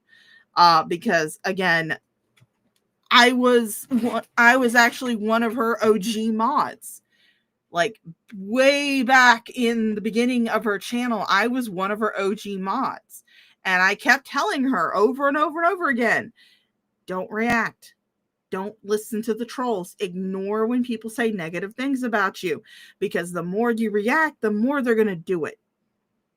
And the more they're going to come for you because they want that reaction. And I was speaking from experience because I'm a troll. I'm a little bit of a troll. I'm a little bit of a Twitter troll, really. You don't really do much trolling on YouTube, but I'm pretty experienced as a Twitter troll. In fact, Will Wheaton actually blocked me on his Twitter because he was complaining about something on Twitter, and I replied to it with a "Shut up, Wesley" meme, and he blocked me on Twitter. So I'm a little bit of a Twitter troll, but I told her from this experience that the more you talk about it, the more you react to it, the more you block these people, and the more you keep responding to it, the more they're going to do it because you're giving them that reaction that they want. And she continues to do it.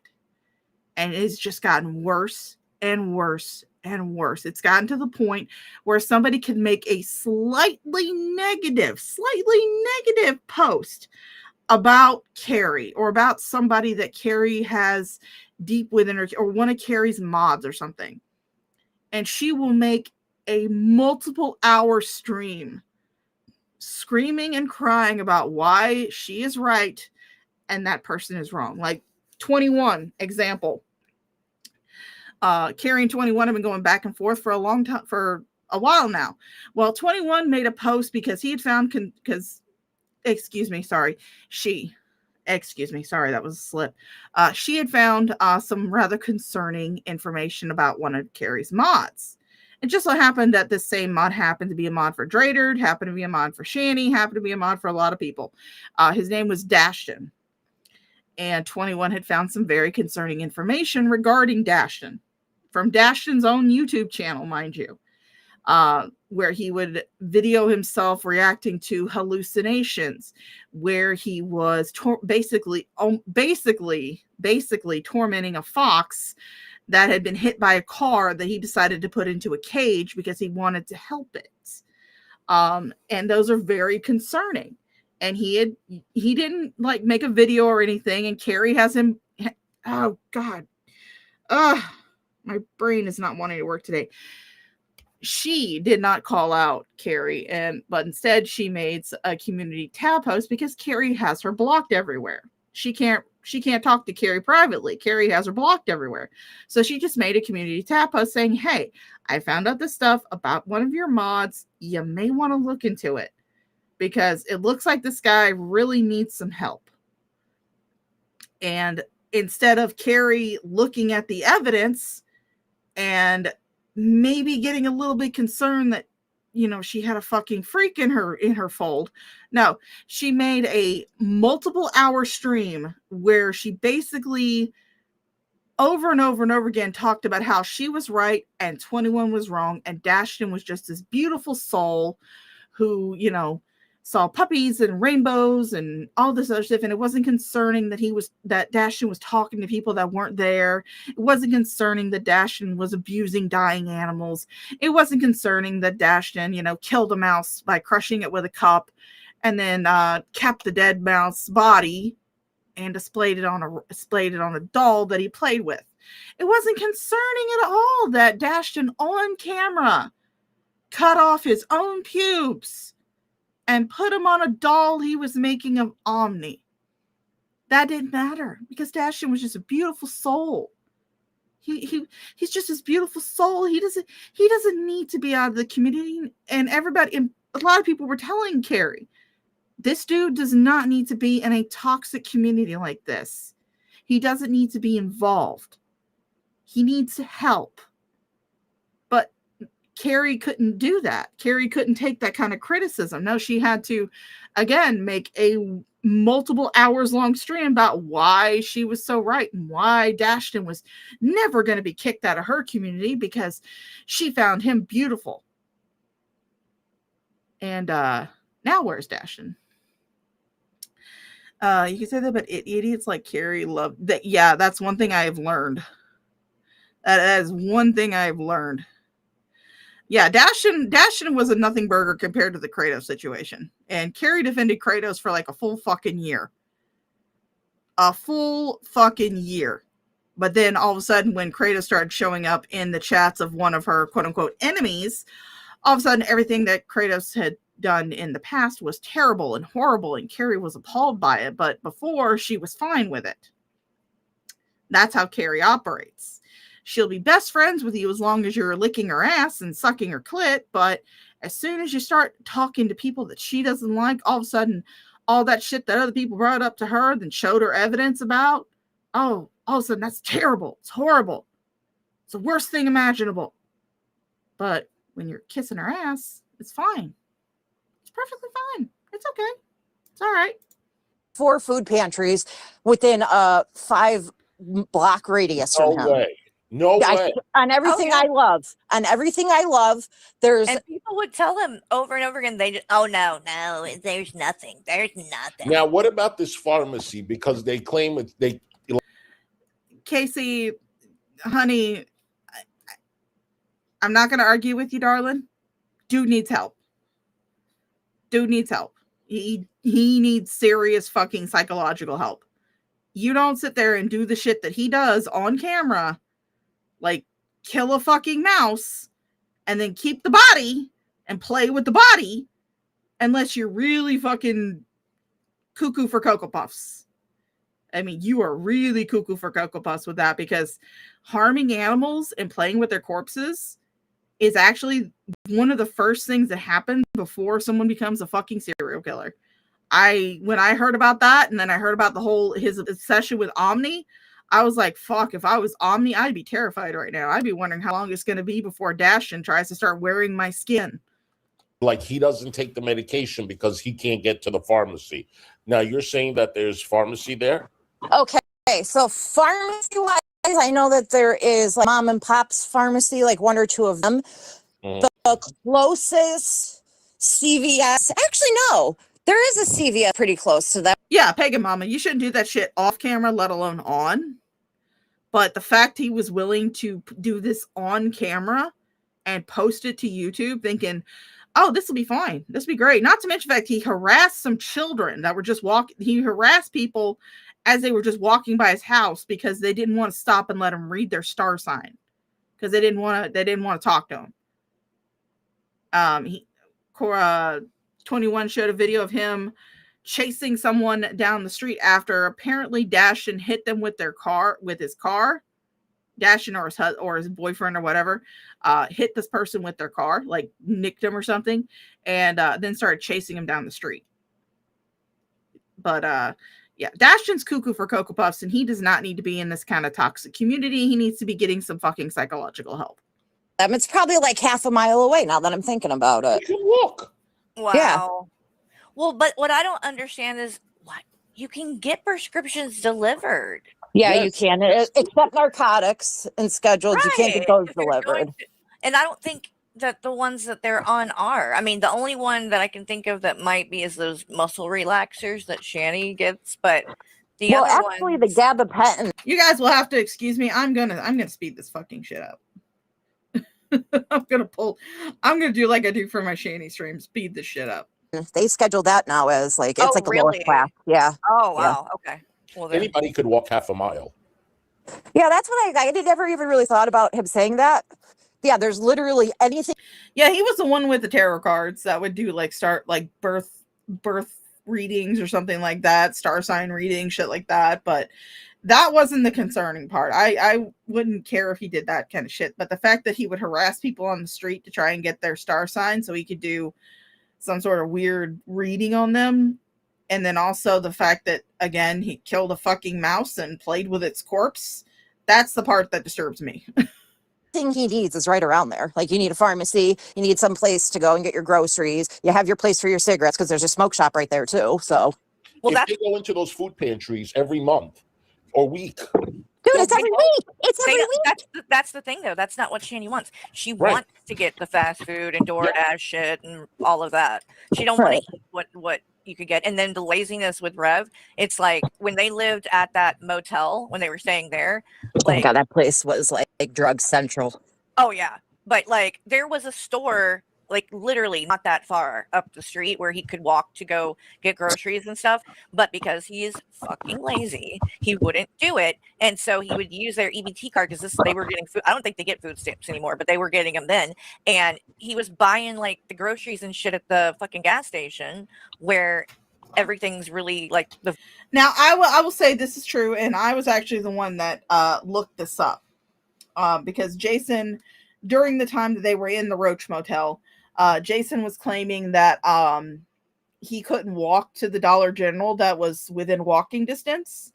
And so I actually plugged it because, again, Kiwi Farms, Patriots at Kiwi Farms, had already found out where that motel was.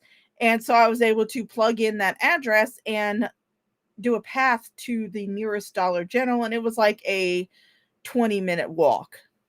Yeah, Jason would have had to, get some cardio in, but he could have easily walked to that Dollar General and gotten actual fucking food. And then, of course, another thing he complained about was the fact that he said they had no vessel. They didn't have a bowl or anything to cook the noodles in, which I know is bullshit, because as a longtime convention goer, I am well aware of the fact that they sell ramen in bowls. And you don't even need to really microwave them because we didn't have a microwave in our hotel rooms that we would stay in for these conventions. So what we would do is we would use the coffee maker to get the water hot. And then we would use that to cook the noodles. So all this everybody already knows about. Overpriced. Yeah, it's overpriced and you can't get especially nothing like really good for you or healthy. And there was like a Subway like right next door, so they were constantly getting Subway. Oh yeah, But the Subway was in the smoke shop right there, the gas station. right, but they could have he would constantly get on there begging for money food during that time when they were at that motel. Like, I just go back and watch all she did was like cry and whine about not having food, and Rev would get on there, I'm really weak, guys, I don't know if I can make it, I'm not, we have ramen but I don't have a vessel to cook it in. Oh And yeah, I remember that one. There was microwaves in those hotels. They were like little kitchen. no, yeah, he had one. When by a vessel he meant like a bowl or a cup. It's like, buy one, dummy. Like, go to the actual store, buy one, and then you're good to go. But he would not walk down there. And every time people were like, dude, we looked it up. We looked the freaking distance up. It's not far. He's like, oh, but it's on a busy road. I can't walk on that road. I'll get run over. It's a highway. It's just a main highway there. And honestly, I'm thinking about where that hotel is, and I don't think there's really a grocery store that's that close. Okay, well, maybe we're not. I'm not giving it enough credit then. Yeah, it's kind of annoying for me too, but I'm willing to put up with it for you guys. So that way you guys have something to watch. You can listen to me, and I can get ad revenue. Because fuck all knows I'm not doing this shit for free. I am monetized, and I have ads on my channel. But it's just like, it just seems like he is just not willing to do. Neither of them are willing to do the bear. What did he buy most of? Cigarettes or food? Mostly like soda. We had Delta 8. I mean, one time he came down and he's like, I don't have enough money for Shanny's soda. And he's like, I'm going to get in a lot of trouble if I go back. I'm going to get a lot of grief. I was like, I'll just get it for you. It's like $2. Mm-hmm. Yeah. So he would come every day? Yeah. Oh, yeah. He was there every day, if not like twice a day. Mm-hmm. That's why they're fucked up, because it's the soda, it's the smoking, it's the lack of hygiene, and Yep. The soda enough will do it. The sugar and the meds and stuff she's on, that can affect it too. And by the way, this cannoli dip, I'm sorry to change the subject. I was watching her cooking video yesterday. She was making I was watching it on my own. She was making rolled up lasagna, and she started, this is from Colorado, and she was talking about cannoli dip. She loves her cannoli dip. So she's been eating this fucking cannoli dip. Oh yeah. Years. No wonder you have ice sugar. I thought she just discovered this thing. But so Hussy's starting to find the retro shit. But yeah, Shandy made some terrible fucking cannoli. I've covered her cooking streams multiple times. I usually like to cover them when I do like my Lonely Fucks Christmas stream, because I am a lonely fuck and I want you guys to join me for Christmas. So if you guys want to go watch me react to one of her abhorrent cooking videos, you can go watch that video. Of course, after the stream.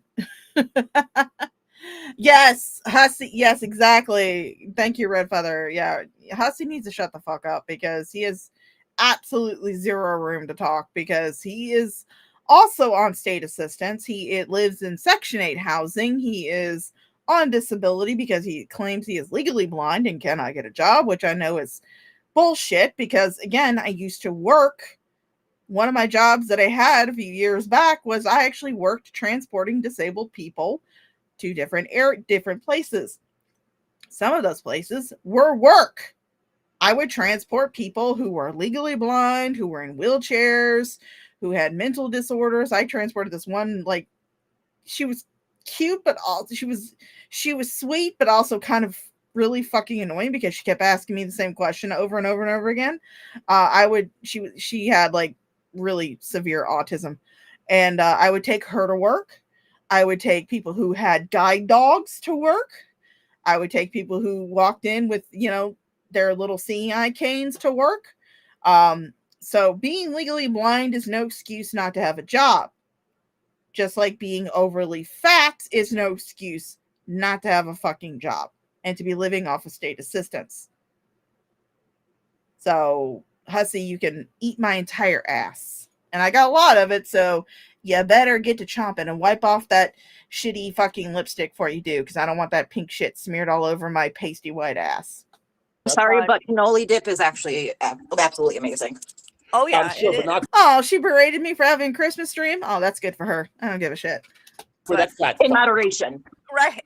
In moderation. Well, that's what every time now when I think when she says the cannoli dip thing, it makes me think about what she did to the boys, because she literally got cannolis and shit one time, and this was literally on the stream. She sucked the stuff out of the middle of it, and then gave the shell to the boys to eat. It's foul.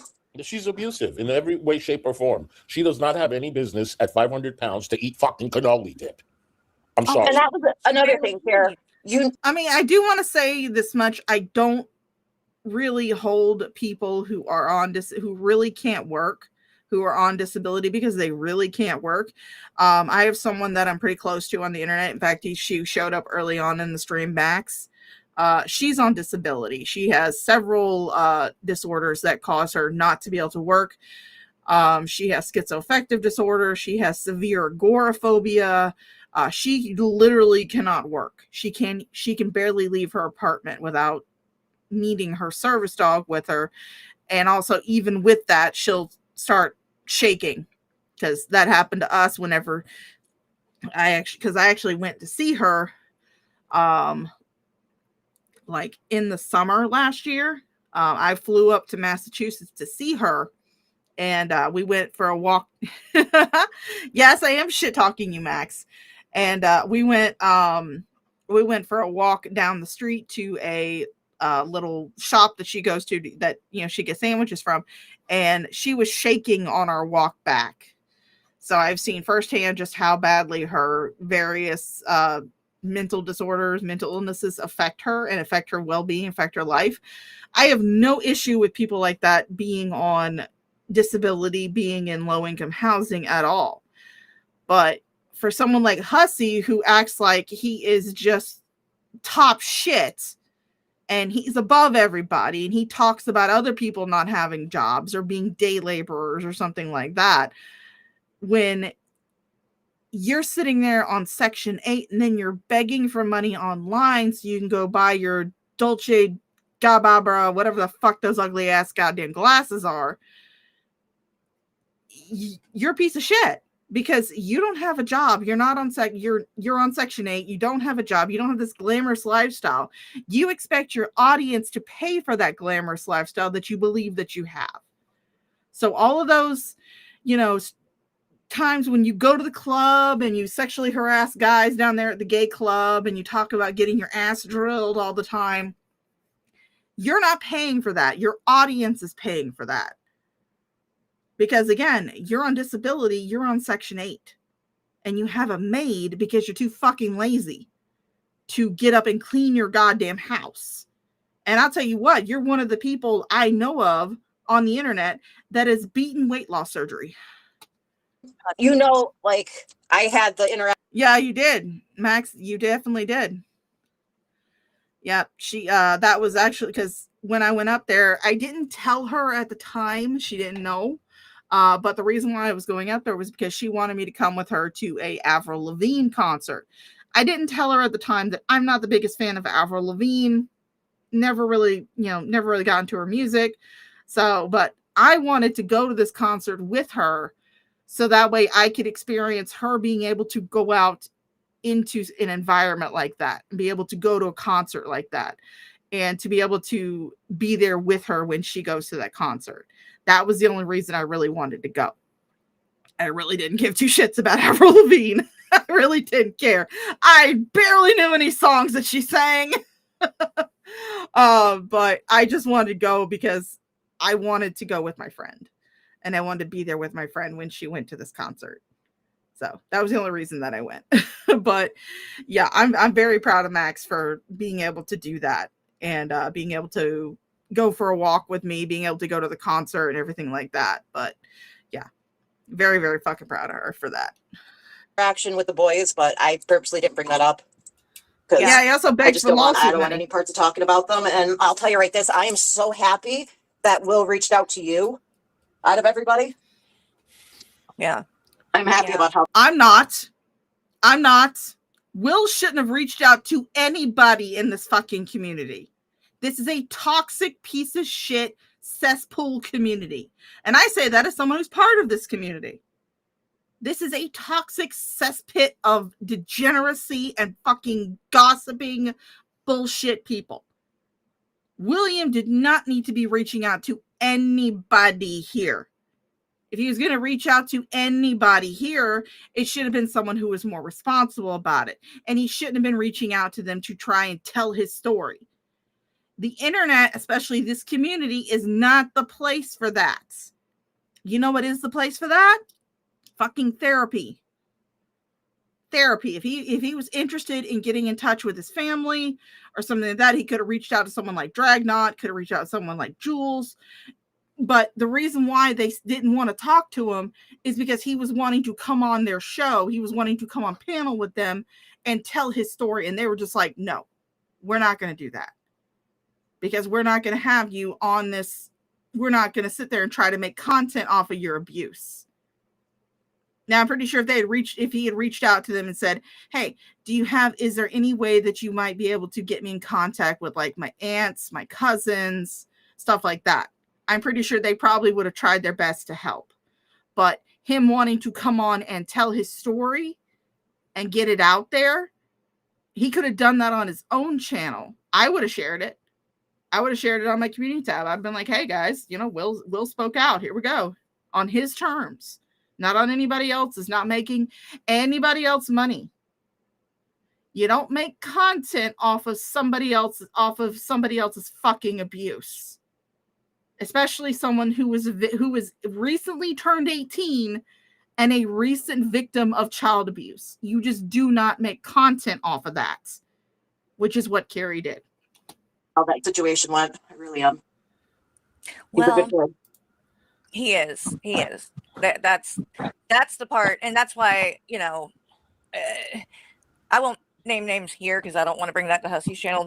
See, now if I ever got money to come up there and join you, that's one that I would go to. I do like Cynthia Erivo. I got into her thanks to Wicked.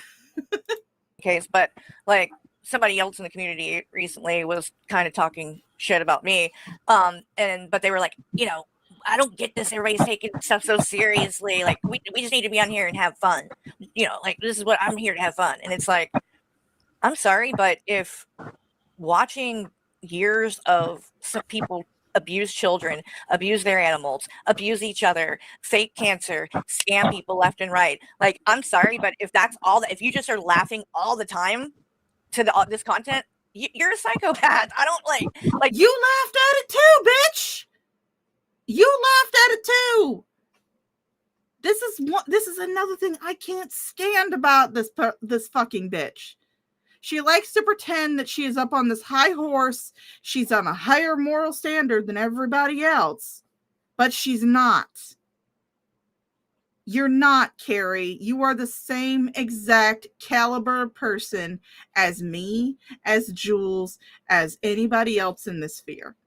Anybody else who comments and reacts to lolcows, you're on the same fucking caliber, if not lower. But you're not better than anybody in this community. You're just not. You don't have a higher moral standard or anything like that because you've laughed at the same fucking shit everybody else has laughed at too. But yeah, you want to come on here pretending like you are just this grand moral pillar of the community, and you're not. You're just not. You're just another bitch on the internet who likes to talk about drama. And yes, you do take it too seriously because the minute that anybody says anything negative about you or talks about you in a way that isn't kissing your fucking ass, all of a sudden you've got to come online and defend yourself. You've got to come online. You've got to comment on it. You've got to reply to it. You replied to 2 messages on my community tab, but you actually skipped over one of the more important ones. And said you basically responded to me shit posting about you. But you skipped over one of the more serious ones, which was actually pointing out that your little panel mate over there, Hussy, had just ran a GoFundMe where he got $1,200, over $1,200, for what was supposed to be an international lawsuit to Canada. And then all of a sudden, after he had that money, he was able to afford a $1,200 iPhone. Oh, but you couldn't comment on that because that would mean that you'd actually seen it. Like, sure, there are funny parts, and there's like, Yeah, some things are funny. Yeah. With everybody's yeah. content. Oh, yeah. Even Booty Beauty's content, some are hilarious, and Right. some are not. Right. It's like there's going to be, a healthy medium, and it's just like, and I feel like the person that said that, like, they know this or whatever. It was more just about, I think, like, kind of wanting to make a dig at me. But like, yeah, I mean, I do. It does bother me that some of this stuff. I do take it serious. But we do laugh. I laugh. But I do laugh too. But it's like, but there are things that, sometimes aren't so serious that we have to talk about. And I don't think I'm doing something wrong by that. You know what I mean? Like, it's, I mean, if that's the way, you want to look at it and it's all just fun and games for you, I get more power to you. Everybody looks at things and has a different. See, but the thing is that, yes, I honestly do believe this was directed at Jules 100%, because we all know that Carrie loves Jules. Carrie just adores Jules. Carrie wants to date Jules. I think that's why she got so pissed at Rev, honestly, because Rev was starting to get some attention from Jules, and Carrie, she got jealous. And I will say this much, Carrie, until you play that message that you did in response to William's message on your Instagram, if it's no big deal, if you were actually responding to Shani, then it shouldn't be a really big deal for you to play it. But until you do, I'm going to assume that you were describing in very graphic detail how you were going to eat Shani's ass.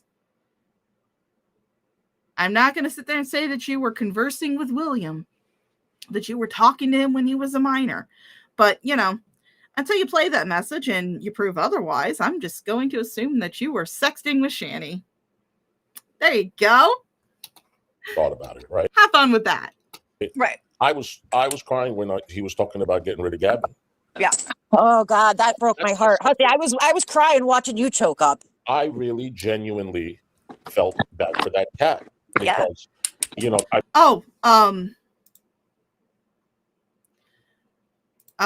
yeah, Smart Mouth Mama, or Pagan Mama. Carrie's the one. Yeah, she did tell Shani to get back with Jason after he attacked Zachary. She did. And I have messages that I exchanged with her early on in her Instagram shit, that she told me in those Instagram DMs that she actually was on a video call with Shani, and she got to witness Shani actually hiding the boys from CPS, because she said she heard someone knocking on the door and Shani telling the boys to hide and not answer the door. So Carrie, during her entire quote-unquote friendship with Shani through this, was well aware of the abuse that was still continuing to go on, despite the fact that Jason was no longer in the home. And she decided not to say anything until Shani took Jason back. So do with that as you will.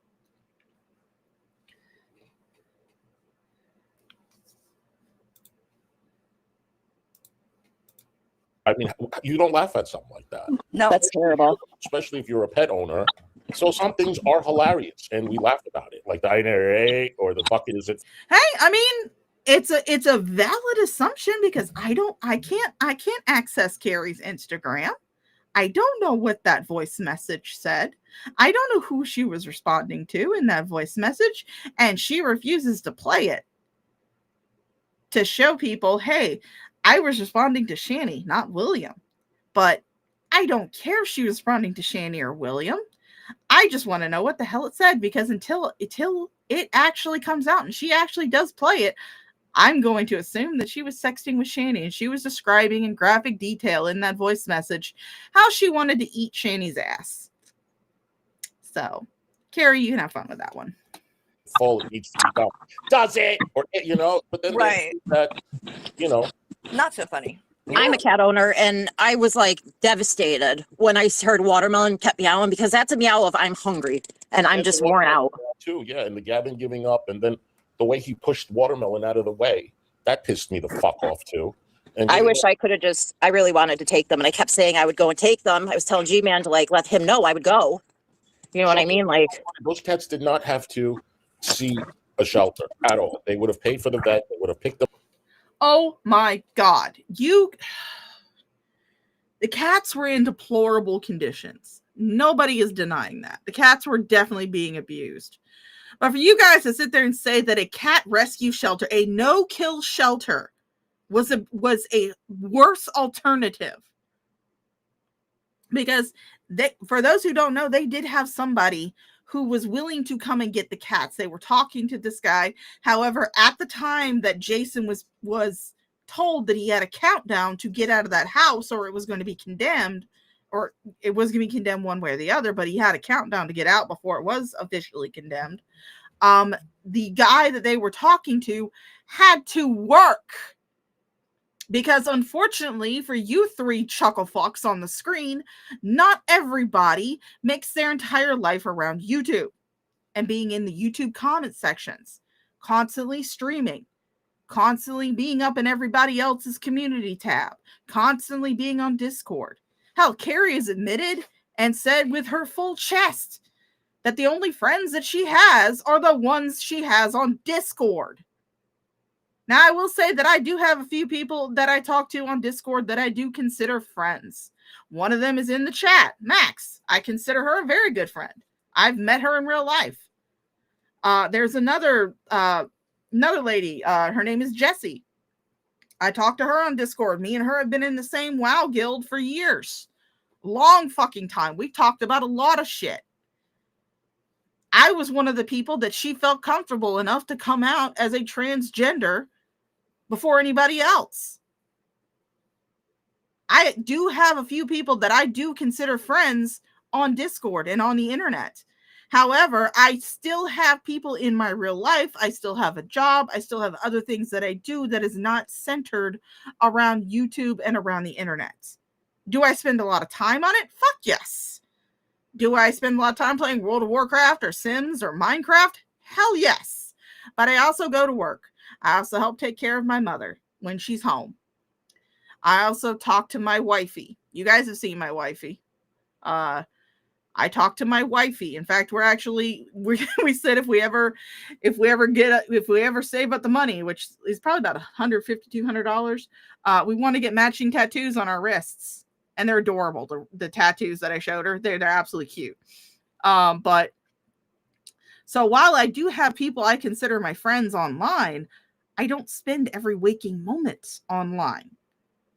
I don't spend every waking moment on Discord or in YouTube comment sections or chit-chatting about everything else. And there's a lot of times, in fact, I was actually off for like 3 days. I was off Saturday, Sunday, and Monday. I didn't stream at all. Well, I think I did stream one time, but I was streaming like World of Warcraft. But yeah, I was doing some laundry that I needed to get done. I was watching YouTube videos. I was crocheting. I was helping Mama Shaw with all the shit that she needs help with in the evening times when she gets home from Granny Shaw's. I was helping her with that. And then of course there's the fact that the job that I have, I work overnights. If I'd been working tonight, I would have gotten off like 30 minutes ago. That would have been my shift. In fact, that's my shift for tomorrow, or I should say later today. I'm working till 3:00 in the morning. I work overnights. That's why I'm up so fucking late. But I don't spend all my fucking time online. I don't have to. But for you guys to say that the no-kill shelter that those cats went to was the worst thing that could have happened to them. It's just absolutely fucking ridiculous and ignorant. Them up or had them shipped or everything. It even kept them together.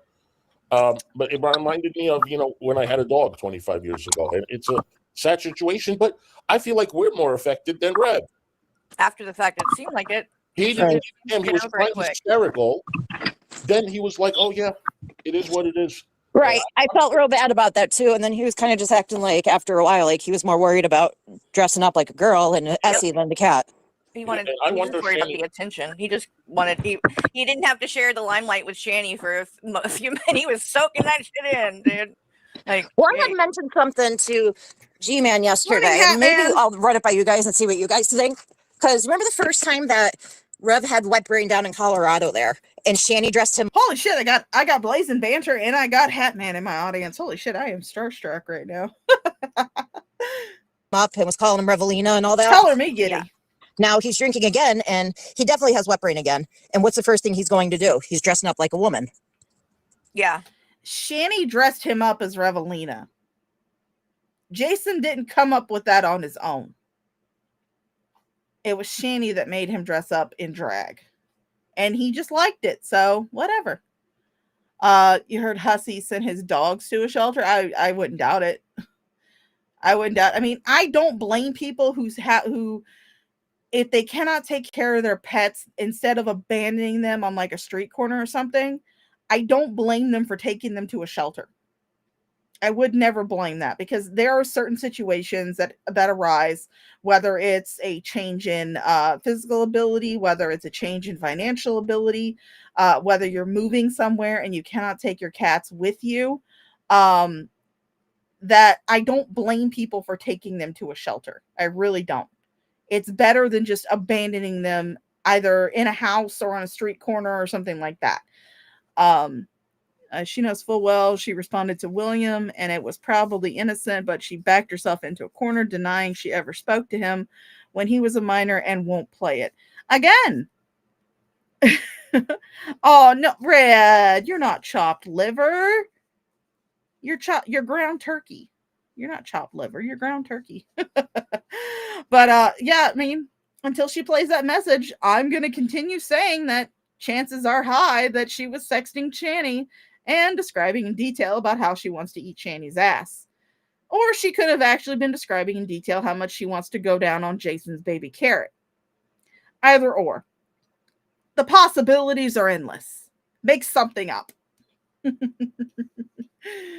Oh, yeah, it's definitely the hypocrisy. That's again, that's kind of what I'm pointing out. I don't blame Jason for taking the cats to a shelter. At the time, again, he had tenuous arrangements with one of his viewers. Someone who had been actually sending cat food to them to feed the cats. And there was like a tenuous arrangement to have the cats come and picked up by this guy. However, it kind of fell through because, again, the poor guy, he was at work. He was at work whenever this whole thing went down. Jason wound up taking the cats up to the shelter, or the ASPCA wound up taking them to the shelter. But I'm just saying, personally, I don't blame people who have to take their animals to a shelter, whether it be for, changes in physical ability, changes in financial ability, changes in living situation. I would much rather have someone take their animals to a shelter than just dump them on the side of the road or lock them in a house. You're going with the blunkin. I have no idea what a blunkin is, so you'll have to explain that to me. But because story time with Shaw. When I was married to my ex-husband, and we lived in this little trailer in this little neighborhood. It was really way back in the woods. It was like, it was hard to even get to the house with my poor little car that I was driving at the time. But one day we were at home, and our landlord who owned the trailer, he also owned several other trailers in the area. He knocked on our door and told us that one of our neighbors had moved out and abandoned their dog and their cat, had left them locked on the cat had actually managed to get out. And so the cat was able to roam the neighborhood. We had actually seen the cat a couple times. We'd fed it. We nicknamed the cat Oreo because it was a black and white tuxedo cat. But they had abandoned the cat and a dog on their back porch and just left them there. And so he was knocking on the door to ask, because he knew that, we'd had animals in the past, and he was wondering if we would be interested in taking these two animals in. And of course we were like, yeah, we'll take them in. The dog that he brought over, she was a little underfed. She wasn't too bad off. She wasn't like on death's door. We took her to the vet, got her checked out and everything. And we actually kept her for several years. But she was a great little dog. And I would have much preferred the neighbors had taken those animals to a shelter than just leave them on the back porch, not knowing if anybody was going to find them and find them a good home that they could go to. So, yeah. I think that it's something maybe that he's always kind of, because there were some things in the past too. Oh, that's what it is. That's what a blumpkin is. It's when a chick gives a guy a B job while he's taking a shit. Well, I mean, that could very well be what was in the message as well. We don't know until Carrie plays it. So we can assume anything. Assume the worst. That's usually what I do. Though, where it was like, because he was really good friends with. Assume the worst or assume the funniest. Nadia. I don't know that much about her, but it was a transgender woman or whatever, and they were like best friends. But so there were certain things like somebody, I can't remember who it was, but it's somebody that's been around for like a really, really long time. And somebody was bringing this very thing up and like kind of saying that like Shani kind of is the reason she's the one that like, and they were like, no, he was dabbling in it before that. Like there were other things that he did, I guess. So, I mean, is that true? I don't know for sure, but you know, nobody is denying the fact that Jason wanted to be all up in Nadia's neo vagina. Nobody's denying that. He wanted to be all up in that fresh transgender pussy. Nobody's denying that. 100%. That's what he wanted. But it was Shani that kind of introduced him to the wonderful world of cross-dressing and acting like a fucking crackhead on screen. As far as like everything being funny or like a joke and stuff too, it's like when I was it's one of the things that Jules says, right? Like she tries to act like, oh well, it's like, because if she's getting called out, basically, like you're sitting there encouraging this shit to go down, trying to disgusting Rev to go down the stairs so you can call Shani a fat bitch on the phone. Right. You know, and all of this kind of stuff. And it's all everything. This is all just for fun and games. If that's the case, then why is it that you made a point of doing those streams about me, basically calling me a pedophile supporter because of having Kratos in my community? Because again, Jules does not deny that she's a troll.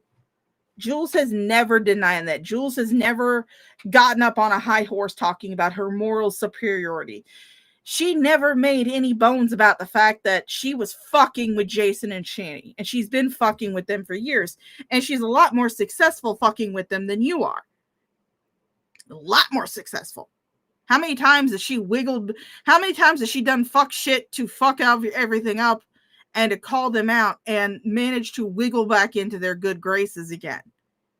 Multiple fucking times. In fact, one of your some of your content that you went over is courtesy of Jules. The one chip challenge, that's a grand example, one that a lot of people bring up. The one chip challenge, that was because of Jules. Jules paid him to do the one chip challenge. If Jules hadn't paid that money, guess what? You wouldn't have had a one chip challenge to react to. Nobody would have. But Jules has never gone on and said that she is some sort of moral superiority like you do. She said she owns the fact that, hey, I'm a fucking troll. I was fucking with them. I was getting Rev's hopes up just to dash him down. She had no problem saying that. No problems admitting that. But you're sitting here like you were some moral superiority. You're like the moral pillar of the community when really you're not. You're just a fucking bitch on the internet, just like me, just like Jules, just like everybody else that talks about Shani and Jason. You're just a bitch on the internet that likes to talk about locale drama. You have no fucking moral superiority here. You don't. So you really need to stop acting like you do. But Kratos is in all kinds of other people's community now. They know that none of these people get fucked with. None of them. Yeah. Not one other creator has gotten called out for it. But they had to come after me. I missed that part. Jeez. Oh, you didn't? Oh, yeah. No, I didn't know. And it wasn't even Kratos that the issue was with. It was their partner. Kratos was actively participating in their partner's delusions of age play. Kratos was perfectly fine with their husband, with their partner, with whatever the fuck you want to call them. They were perfectly fine with him messaging a person that they were not aware, that they did not know was 19. It could have been someone who was 16, could have been someone who was 15. And he talked to them in a sexual manner like he was talking to a fucking toddler. You played the message and you said there was nothing sexual in it. I am sorry, Carrie. I have read and listened to a lot of fucking hell, I engage in ERP on World of Warcraft. When someone mentions looking at somebody else's cock, that usually means that it's a sexual thing, that there's sexual shit going on. When someone is commenting about how big someone's cock is, that is usually something fucking sexual. That is something not usual. That is something sexual. You listened to that message. You saw the shit that Kratos herself was posting, wearing little boy's underwear, talking about how she could fit into child-sized clothing, talking about how she cut her tits off so her chest would be flat, not so she could become a boy. She wasn't transgender. She cut off her tits so she could look like a child for her partner. She was fully engaging in this behavior and was fully fine with the behavior of her partner. And you defended it for a year, and you still deflect blame. You still deflect responsibility off of a grown-ass woman pretending to be a child for her partner to get off to. Because again, I'm not one to yuck on somebody else's yum. I don't kink shame for the most part. You could be into water sports. You can be into scat porn. You can be like me and be into 8-foot tall space goat ladies with giant dicks and large knockers. But when you start pretending that your partner is a child and encourage them to start looking like a child, and you start talking in a baby voice, like you're talking to a toddler, talking about how big someone's cock is, that's when I start raising a fucking eyebrow. That's when I start going, dude, you fucked up. Because how much more would it take for them to go from looking for someone who just looks like a child to looking for an actual fucking child? How long? How long would it take? It's the reason why I don't like yiffers in the furry community. Because again, I'm usually not one to yuck on someone else's yum. But at the same time, if you're willing to fuck somebody in an anthropomorphic fursuit, how long is it going to be before you start looking for an actual animal to fuck? And I'm not saying all furries or zoophiles. I'm not saying that. I have a couple friends who are furries. They get grossed out by the zoophiles. They are absolutely just about the zoophiles, but they're furries. So I'm not saying that all furries are zoophiles, but there's a good percentage of that community that is. By the way, for those that are just coming in, Ashley is the special guest that was on G-Man's channel yesterday. I think your name is Bad. What is it? It was One Bad Bitch. I don't even want to hear that name anymore. That's like old and gone. I said that at the end of G-Man's chat yesterday. I said, could we not name that? I said, my name is just Ashley. So her name is Ashley, and she worked at the convenience store that Rev used to go to every day to get his smokes, Delta 8, root beer, whatever the See, Stony Jutsu, that's part of the fucked up thing about it, is because Carrie spent an entire year defending Kratos' partner, saying that it wasn't sexual, there was nothing wrong with it. Who is she to judge somebody else's kink? Who is she to kink shame? But when Kratos started getting friendly with people that Carrie didn't like, and Carrie found out that these people were into the same shit that Keldoge was, or not Keldoge, I meant Kratos, sorry, I was reading Keldoge, and sorry, Keldoge, but I don't know if you are or not, I don't follow that closely, but when she found out that these people that Kratos was talking to, who were talking shit about Carrie, when she found out that they were into the same kind of shit that Kratos and her partner were into, all of a sudden it became this huge, terrible event. Oh my God, I'm so disgusted. Oh, that's so gross. How can you do something? How can you sit there and pretend to be a child for your partner? How can you sit there and do age play and all this other shit?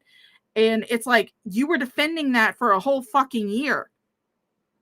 But now all of a sudden it's horrible because Kratos went into the chat of somebody that you don't like.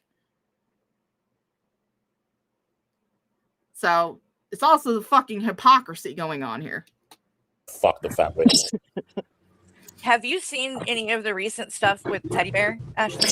No. Okay. So last time where I left off was Teddy and Iconic was going with that whole like feather thing. Oh gosh, there's been basically he doesn't come on YouTube to do anything under his name. He's made several different stock accounts, so he's still around, but he never like really lets on who he is because he knows. Oh yeah, he was a mod in Shanny's chat, so he blocked me the minute he saw me. But hey, again, I don't get mad about that because I mean, if the only way that you're gonna have a sense of power is by modding for 2 child abusers, then have fun. Obviously, your life is dull, boring, and unfulfilling. Then people will, nobody likes him. So nowadays he's on TikTok. And I did see that because he came across my For You page. Oh yeah, he's scamming the fuck out of people over there. He's done fundraisers or whatever for the Make-A-Wish Foundation. Yep. In one night made over $400. Hey, Aaron. That's crazy. And I guarantee Ryan, I put the link for you if you want to come up on. None of it went to any of that. Like, right. Obviously not. That's a question. And Carrie, I don't know if you know what happened with this, but so what's his name? Buff? Yes. Okay. Buff Weeb. Right. So he had paid or attempted to pay Rev $100 on PayPal, which he did. Yes. You send it through the business one. Business. There's 2 ways to send it. I think friends and family and business and goods or something. Yeah, it's a business one. Business one, you can get your money back. Friends and family, you can't. Right. So the business one, I guess they put a hold on it. Yeah. They put a hold on it, and the other one, you get it right away. Right. Okay, and that's another issue that I have with Carrie, with everybody that's over there with her, is the fact that Carrie and Hussey, well, mainly Carrie, likes to go after people who, she says are supporting child abusers or supporting people who abuse children, who, give money to Shanny and Jason and everything, when they're just like, yeah, we're buddy trolling them. Yeah, the funniest fucking thing I have ever heard come from Shanny and Jason's donations was during the key fob saga when some black guy sent them $5 and in the message of the $5 donation was a penny per pound. That was fucking hilarious. When Jules donated money to have Jason do the 1 chip challenge, that was fucking hilarious. But you sit there and say, oh, well, you're supporting someone who is a child abuser. You're supporting someone who kicked a child. But you do not have that same energy for people like Hussey and One Soft Ween. You don't have that same energy for them. That's fine for them to do it. But for anybody else to do it, oh my God, you're supporting child abusers. Oh my God, that's terrible. How could you do that? How could you support a child abuser?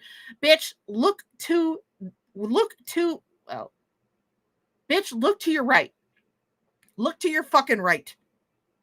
Look to your right. He's paid Jason to come on his stream. Look to your right. Look to your fucking right. If you're going to have this kind of energy for someone like Jules or some black guy or anybody else who may have donated to Shanny or Jason just to fucking troll them, if you're going to have this kind of righteous, moralizing energy for that, then why don't you go after the person sitting right to the right of you in this panel who paid him to come onto his stream? Why don't you call out One Soft Ween for giving Jason $100 to come on his stream, even though it didn't go through, but he still attempted to? Why don't you have that same energy for the people that you just so happen to like? Weird, huh? I mean, I am not someone who is going to tell you what to do with your money. If you want a cow tip, have fun. That's your thing. I personally, however, do not believe in cow tipping, but that is my personal choice.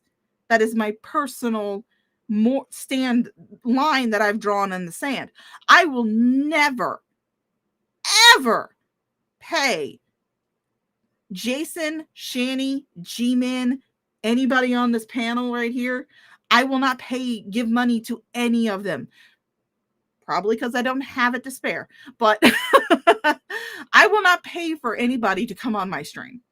If you come on my stream, if you decide to panel up with me, guess what, bitch? You doing it for free.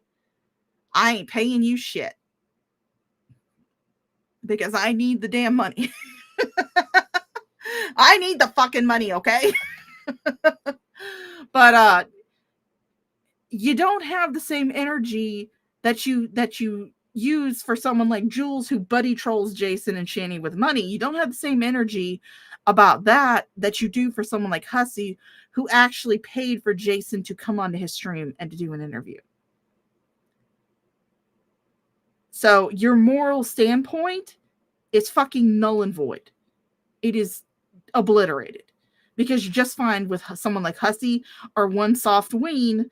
One Soft Ween attempted to give Jason money, didn't go through, but you're fine with Hussey giving Jason money to get him to come on his panel. You're fine with that. You're okay with it. But if it's someone like Jules or someone like BGTV, who's never done it, but I'm just using him as an example. BGTV has never given them money, as far as I'm aware of. I don't remember it, but I believe he has never given them money. But you just don't have the same energy for the same thing that's going on, but it just so happens to be going on with someone that you like.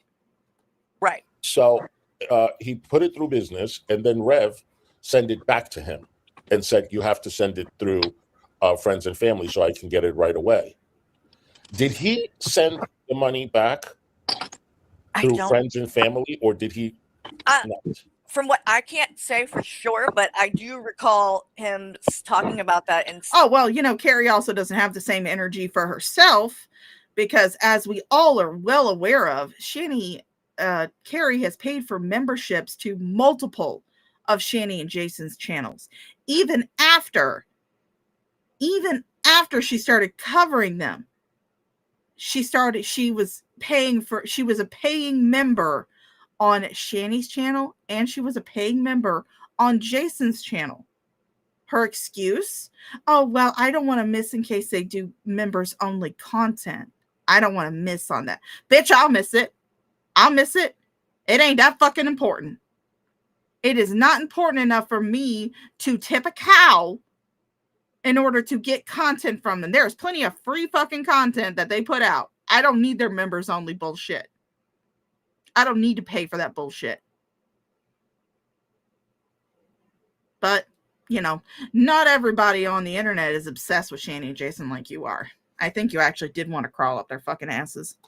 Saying that he... I don't know Medieval, because again, I don't really watch a lot of Carrie's content. I really don't. This is a rare occasion for me. Trust me, you can ask anybody in my chat. This is a rare occasion for me.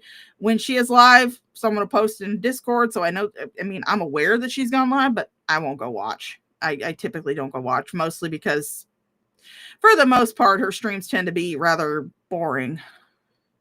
And I have better things to watch or play. That matter. So, but if she did, that's ridiculous, because the reason why the reason Carrie hates the fact that she was William's last choice. She was the backup of a backup of a backup of a backup, because William had gone to all of the OG Shani commentators. He'd gone to the Geek Room, he'd gone to BGTV, he'd gone to Burnt Toast, he'd gone to Jules, trying to get one of them to let him come up on panel and to do a interview. And they all told him no, because he does not need to be involved in this community. He doesn't need to be watching Shani. He doesn't need to be talking about his abuse in this community. If he wants to tell his story, he can do it on his own channel. He does not need to be involved in this community, because I will be the first person to admit it, even though obviously I'm in it. This community is a toxic cesspool of degeneracy and wasted time. I will fully admit that. And it is not the place for someone to be discussing their very recent child abuse. And it's not the place for someone to be coming and telling their story, especially when they had just turned 18. They'd only been out of the parents' care for 3 years. This was not the fucking place. The place to do that and to unpack it and to deal with that kind of shit is therapy. Not an interview with someone who spends their entire day talking shit about your mom. You need to do that with a professional trauma-based therapist. Not here. And that's why nobody else but Carrie and Stacy from the goddamn podcast, which I like to call the drunken podcast, because hell, Stacy's drunk half the fucking time. That's the only reason why William came on. And it wasn't even because William just magically showed up in their chat. No. Because in the same fucking stream, because I have that one downloaded too. In the same fucking stream where William first comes on, William wasn't on at first. They were reacting to Shani's live, and Stacy put in the chat of Shani's live, "Hey, William, why don't you come on the goddamn podcast? Come on over. Check out the goddamn podcast. Come on over." So it was not this, he magically showed up in their chat and started talking. No, he had been invited by Stacy. And it's all on that fucking live stream. All on that fucking live stream. And before Stacy tries to pull it down again, guess what, bitch? I have it downloaded. So, fuck you. Didn't, like, he was like, oh, he sent it back. And he didn't seem like he sent it back through. But I could be wrong about that. Okay, But here's Ryan. Good morning. Morning. Oh, What's Lord, going who on? the fuck is this No, clown? he didn't send it back. He Oh. he demanded that he come back up on panel before he sends it. Now, and Ryan, then Rev didn't do that. did people give him that money? I'm not sure on that part. The part that threw me off was when he came in here for the first time ever, he sent a donation claiming that Rev tried to scam him. Oh, For an his initial donation was that Rev tried to scam him for like an extra $100 or something. And I kept asking, like, okay, so what did he do to try to get an extra $100? And then we just never got an answer that night. But then a couple days later on his stream, I heard him laughing about how he got over on Rev for $100. oh. Wildflower Girl says, I remember that, Ryan. Yeah, his initial donation in here for the first time, you and me were live, it was on panel, and he donated, like, saying something about Rev tried to get over for an extra $100. But in reality, he just never even paid Rev the $100, and his reasoning was that he wanted Rev to come back up on panel before he gave the money back to him again. But he had already fulfilled the time that he needed to do to make that $100. Oh. So he just, well, that's, Yeah, And that's, if you're going to tell someone you're going to pay them, then you should pay them. Yeah, right. I don't care who it is. I don't care. Uh-huh. You know, if you agree to something, you agree to something. Actually, yeah, I just remembered this. So apparently somebody had said in his chat that Rev had the $2,000 check or whatever. Uh-huh. And he was upset that Rev was claiming that he was broke. yeah, I do remember that too. Yeah. And that Rev has about 2,000. He doesn't have the check. He doesn't have the check. He has some money that is held up in like some sort of estate thing from his mother, but he's never gone and actually got it. And I imagine that if he ever did, his uncle would probably take it. Because heavens knows he owes the uncle a shit ton of fucking money. But Jason, no. Jason never had a $2,000 check. Never had it. He was either too lazy to go get it or the uncle got it. One of the two. But Jason never actually had it in his hand. he had that check. But that really doesn't matter because I will say that Buff is actually a lot more honorable than Stacy and Carrie. And yes, he actually did pay 21. 21 confirmed in her Discord that she was paid to do the quote unquote debate. Which again, I'm not above a good internet slap fight. One of my favorite streams to watch is when Mr. Medicare hosted the IBS Apocalypse stream way back when. funny as shit as ever. Dude, no moderation. Dude just sat back, let these people scream at each other, and raked in the super chats. I'm perfectly fine with streams like that, as long as you don't go into it like it's going to be a serious debate and you're actually trying to settle things. If you go into it like, hey, I'm just gonna go in here and we're just gonna have a shit show, I would have had more respect for you. I would have had a lot more respect for you. But the fact that you were trying to sit there and make it seem like this was going to be a serious debate, and you were actually trying to bury the hatchet between Carrie and 21, and you had absolutely zero intention of actually doing that, because you came on to the stream fully admitting that you were going to get stoned off your ass and it was probably going to turn into a shit show anyway. If you had just said, hey, guess what? I don't give a fuck about either one of you. I'm just bringing you in here to yell and scream and have an internet slap fight. I'm going to sit here and laugh as I rake in the super chats. I would have had a lot more respect for you, because, can't hate the player. Because you said, I'll give you $100 to come on panel, blah, blah, blah. It doesn't matter if you had $1 million in the bank after that. Right. And let me pay Whisper. Maybe since then he has paid. I don't know. I'm not saying Buff you haven't, but if you have, can you at least just say that you did? Because there were people that were saying that, we're asking. So I'm not saying you didn't. Yeah, I think I don't know. Leah, thank you so much for always saying that. Thank you, sweetheart.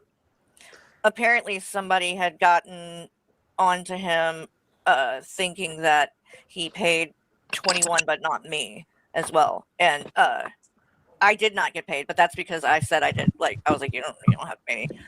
When I was I don't remember if it how it came up, but last night when I was watching movies with Michael, we're talking, I mentioned, he was like, oh wait, he offered to pay for you to come on there and do that, and I was like, yeah, and he's like, and you didn't take it. Yeah, you should have taken it. With you? I'm like, well, I didn't want, it's one of those. Well, I mean, again, Red Feather, he could be a Keemstar reject, I really don't give a shit. I just saying that if you're going to host what is you are marketing and what you are making people expect to be a serious debate that is going to try and smooth out these issues and bury this hatchet, then actually do it. But if you just want to get views on your channel and have an internet slap fight between two people who are, both being fucking retards on the internet, because I mean, who's not being a fucking retard on the internet, then just say so. Just fucking admit it. Just say so. Just be like, yeah, I had absolutely zero intention of this being a serious debate. We're just gonna have a shit show slap fight, and just leave it at that. There's nothing wrong with that. Like I said, one of my favorite old Medicare streams to go and watch is when he did the IBS Apocalypse stream, where he literally just sat back and let them have their slap fight on his channel, and he raked in the views and the super chats. That was all he was interested in. He wasn't interested in burying the drama. He just wanted to cause more. I would have more respect for you. But I don't have any respect for you, because not only did you not actually host an actual fucking debate that was supposed to bury the hatchet like you claimed you were going to be doing, but you also decided to 2v1 21 while they were on the stream, because you were definitely skewing it to Carrie's side. You were not an impartial moderator, which again, I don't give a shit. You can like Carrie. I don't care. That's no skin off my nose. But don't sit there and tell people that you're going to be an impartial moderator when you know you're not. Hell, I would probably be more of an impartial moderator, because I would just sit back and let the two screech at each other and rake in the super chats. I'd pull a Mr. Medicare. Be like, look, I'm going to mute myself as long as you two don't dox each other. I don't give a shit what you say. Bye. Things too. And that's why people like these people that want to act like I do any of this shit for money. Like, get the fuck out. And Skelter, I agree with you. I don't see Pagan Mama, but that's the second time she's done that, because she got onto a stream to talk to Jules, and Jules was so calm and collected and, laying out shit, and Carrie was screeching and raising Cain and just looked like a complete utter nut job. So it's kind of par for the course with her. Think he should get money. I mean, if he wants to come up apologize for his mistakes or try to win people's hearts back or whatever. That's what you're doing. I mean, to get paid to do that, but I just do it because I don't know. I'm just paying him for his time, but he doesn't deserve it. See, I'm conflicted. Go ahead. I'm conflicted on that. So as far as just donating randomly, like probably whatever, don't give him money. But to pay him to come up on your panel, it's like, well, if you're gonna like triple the amount of donations that come in because he's up there, and you're paying him a third of the money that's going to come in for the time that he's on, is it like, does it, it's making the creator a bunch of money, and at the end of the day, YouTube's a business, so it's like, and that's why, look, he's doing this as a business, and then if you don't give him anything, then people, well, I'm not going to mention his name, but they're going to say, oh, you're using him, he's using you. No, I'm not using anyone. And if you want to come up for... Oh, bullshit. Shut the fuck up, hussy. Yes, you were. Yes, you fucking were. Just like anybody else who would do a panel with Jason or Shanny or William or anybody else closely involved in this is fucking using them, because at the end of the day, again, like you mentioned, YouTube is a business. And you managed to see that getting Jason and Shanny on your stream would bring you a lot of business. And again, there's nothing wrong with having that mindset, but just fucking admit it. Just be like, yeah, I paid him so that way I could get more views on my channel and get more money. That would have made me respect you a lot more than doing this bullshit where you're like, well, they're just using you. I would never use you. No, you do. Again, just like anybody else who's on these YouTube streets is using people. Just the way things work. An hour, I'll give you $30. Go eat something. Yeah. But if you think I'm going to support you or just send you cash apps regularly, like I've done it to other people, I'm not doing that. Hell no. You have to work. Shirley just wants $50 for a veggie sandwich from Jersey Mike's. I'm not doing that shit. Yeah. Guys, I hate to interrupt you guys, but I have to take my kids to school and then I have to head off to work. But thank you so much for letting me come up and talk. Yeah. Yeah. Good talking to you too, Ashley. I hope you're doing good. Thank you. Kara, hit me up on Facebook. We'll catch up. Okay. All right. You guys have a good day. You too. You too. Bye. Bye. And Skelter, you're absolutely right. I agree, Skelter, but we can't control everything, and it's like at a certain point we can control what we can control. And I would personally be, everyone's going to come to, if Jason came on this panel right now for $50, the views would double and the money would start pouring in. Every day we're out and about in society, or we're around people that do things just as bad as Jason or worse, and we don't even know it. And Michael, it's a lose-lose always. You're either using them or your relationship is transactional. Yep. Yeah, I mean, I've never... Yeah, no, I don't... Yeah, I know. Hussey just said the words, you have to work. And it's just like, bitch, you don't have a job. Who are you to tell somebody else that they have to work? You don't. I mean, even if you are even if you were disabled to the point where you really, really, really couldn't get a job, you're on disability and you still beg for people for money because you constantly have that stupid message always on for a good portion of your fucking stream where it's like, support the stream, guys, support the stream. And again, I don't have any issues with that.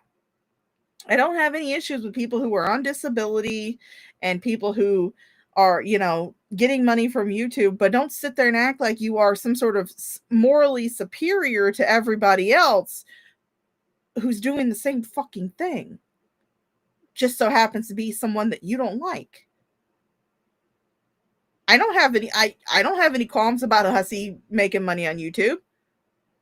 I don't have any qualms about him being on Section 8 or being on disability, not working a job. But at the same time, you can't sit there and get onto somebody else saying, oh, you don't have a job or you're a day laborer or something like that when you don't even fucking do anything but sit on your fat ass, beat fucking weight loss surgery like a champ, not even be able to take care of your goddamn wigs because holy shit.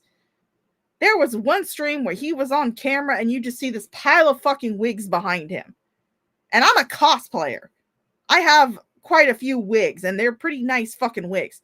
But even my cheapest wig, my cheapest Temu wig, is combed, braided, and stored in a plastic bag in a fucking giant ass Tupperware container in my closet. It is not sitting on my bed in a tangled fucking mess.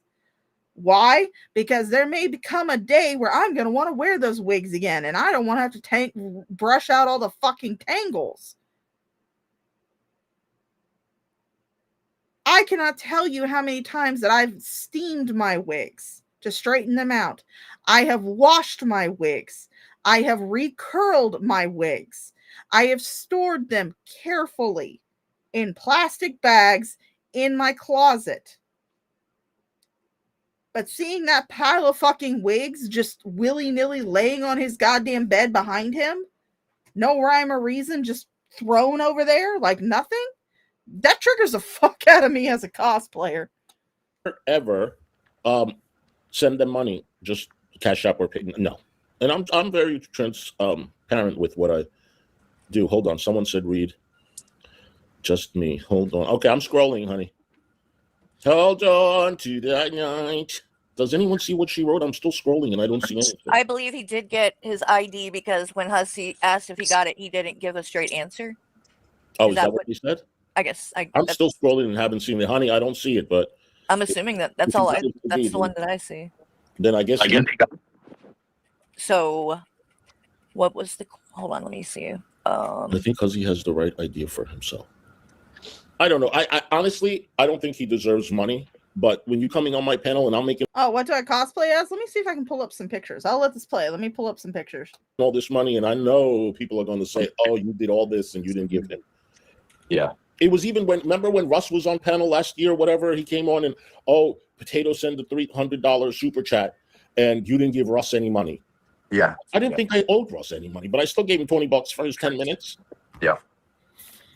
Yeah. But I know what you mean, Skelter. I totally get it. I see both sides of the sword. Sword. I'm not disagreeing with Skelter, but at the same time, I'm just like, whatever. Let's see. Yeah, is that what you said? So if he got his ID, y'all, he cashed that $2,000 check. He's good. Okay. And all right, I got a few little things to share. Let me place this screen application, pull that up, share. There's one of my cosplay pictures. That's me as Articuno from Pokemon. That's one of my cosplay pictures. This is when I did I will fully admit to everybody who might be coming across the stream, I am a fucking fat ass. I am 5'6", 360 pounds. I am not afraid to say that I am fucking fat as fuck. And I enjoy me some goddamn food. So send me your fucking money so I can continue to get bigger. God damn it. But here I was cosplaying. This was at a very small local convention that me and my wifey were going to. I cosplayed as female Dean from Supernatural. And so I had the demon mark on my arm, and I had a little shame sign that said I couldn't stop stabbing people. So now I'm a demon. That's both me. That's me, and that's my wifey. Uh-oh, what happened? Screen went away. Oh, give me a second. See if I can get it back up. There it goes. But that's me. And that's my wifey. That's my partner. That's one of our friends who is who's a furry. But yeah, she was actually female Sam, and I was female Dean. And her little shame sign says I laugh at inappropriate things because I lost my soul in hell. But yeah. This is a cute one. That's me in the center. And this is a fan-made My Little Pony character that I dressed up as, named Flufflepuff. But it was a Christmas version because this was a holiday convention I had gone to. And the girls on either side of me are dressed up as Chrysalis. So, of course, I was freaking out. That's a group shot of all of us. Just being stupid. This is one of my favorite ones. This is one of the ones that I wear just about every convention that I go to. I was the night guard from Five Nights at Freddy's. And this one was a friend of mine who dressed up as a puppet, but I had actually made my own little like giant fucking puppet that hung around my shoulders. And then of course here is the basket of adorable horror, as I like to call it, because I have every single one of the original line of the Sanchi Five Nights at Freddy's plushies, and I used to carry them around in a basket, and they represented my animatronics. That's me as the night guard, and then my wifey, who, as I have said before, has a big butt. She's dressed as Chica, and that was one of our cosplays. Oh, thank you. I love it too. I love it too. That is us dressed. Yeah, FNAF. This is me and my partner again, my wifey. She's dressed up as Pinkie Pie from My Little Pony. I decided to do because the convention that, and yes, I do realize that my legs are white as fuck. I'm sorry. My legs are wide enough to where if you shine a flashlight on them, they can see them from space. But I had decided to have a little fun because the convention that we went to used to have themes. So I decided to have a little bit of fun. And so I'm dressed up as America. And I had this little sign that I would carry around because the theme of it was Invaders versus Guardians. That was the theme of the convention that year. So I had a little sign that you can see it in the picture that I carried around, and I also had a little package of little star stickers. And as I, walked around the convention, I would let people vote on if they thought America was an invader or a guardian. So, and you can see how the voting was going. We were having fun with that one. That's a group picture of me and several people. We were cosplaying as Disney princesses as Pokemon trainers. And I'm actually the one sitting right here. I was dressed up as Giselle. That's my Pokemon trainer, Giselle. That's a still individual shot of my Pokemon trainer, Giselle costume. And of course, I have my little Sylveon. Oh, it's good to go back memory lane. Yes, again, I am well aware of the fact that I have a fat ass and I really don't care.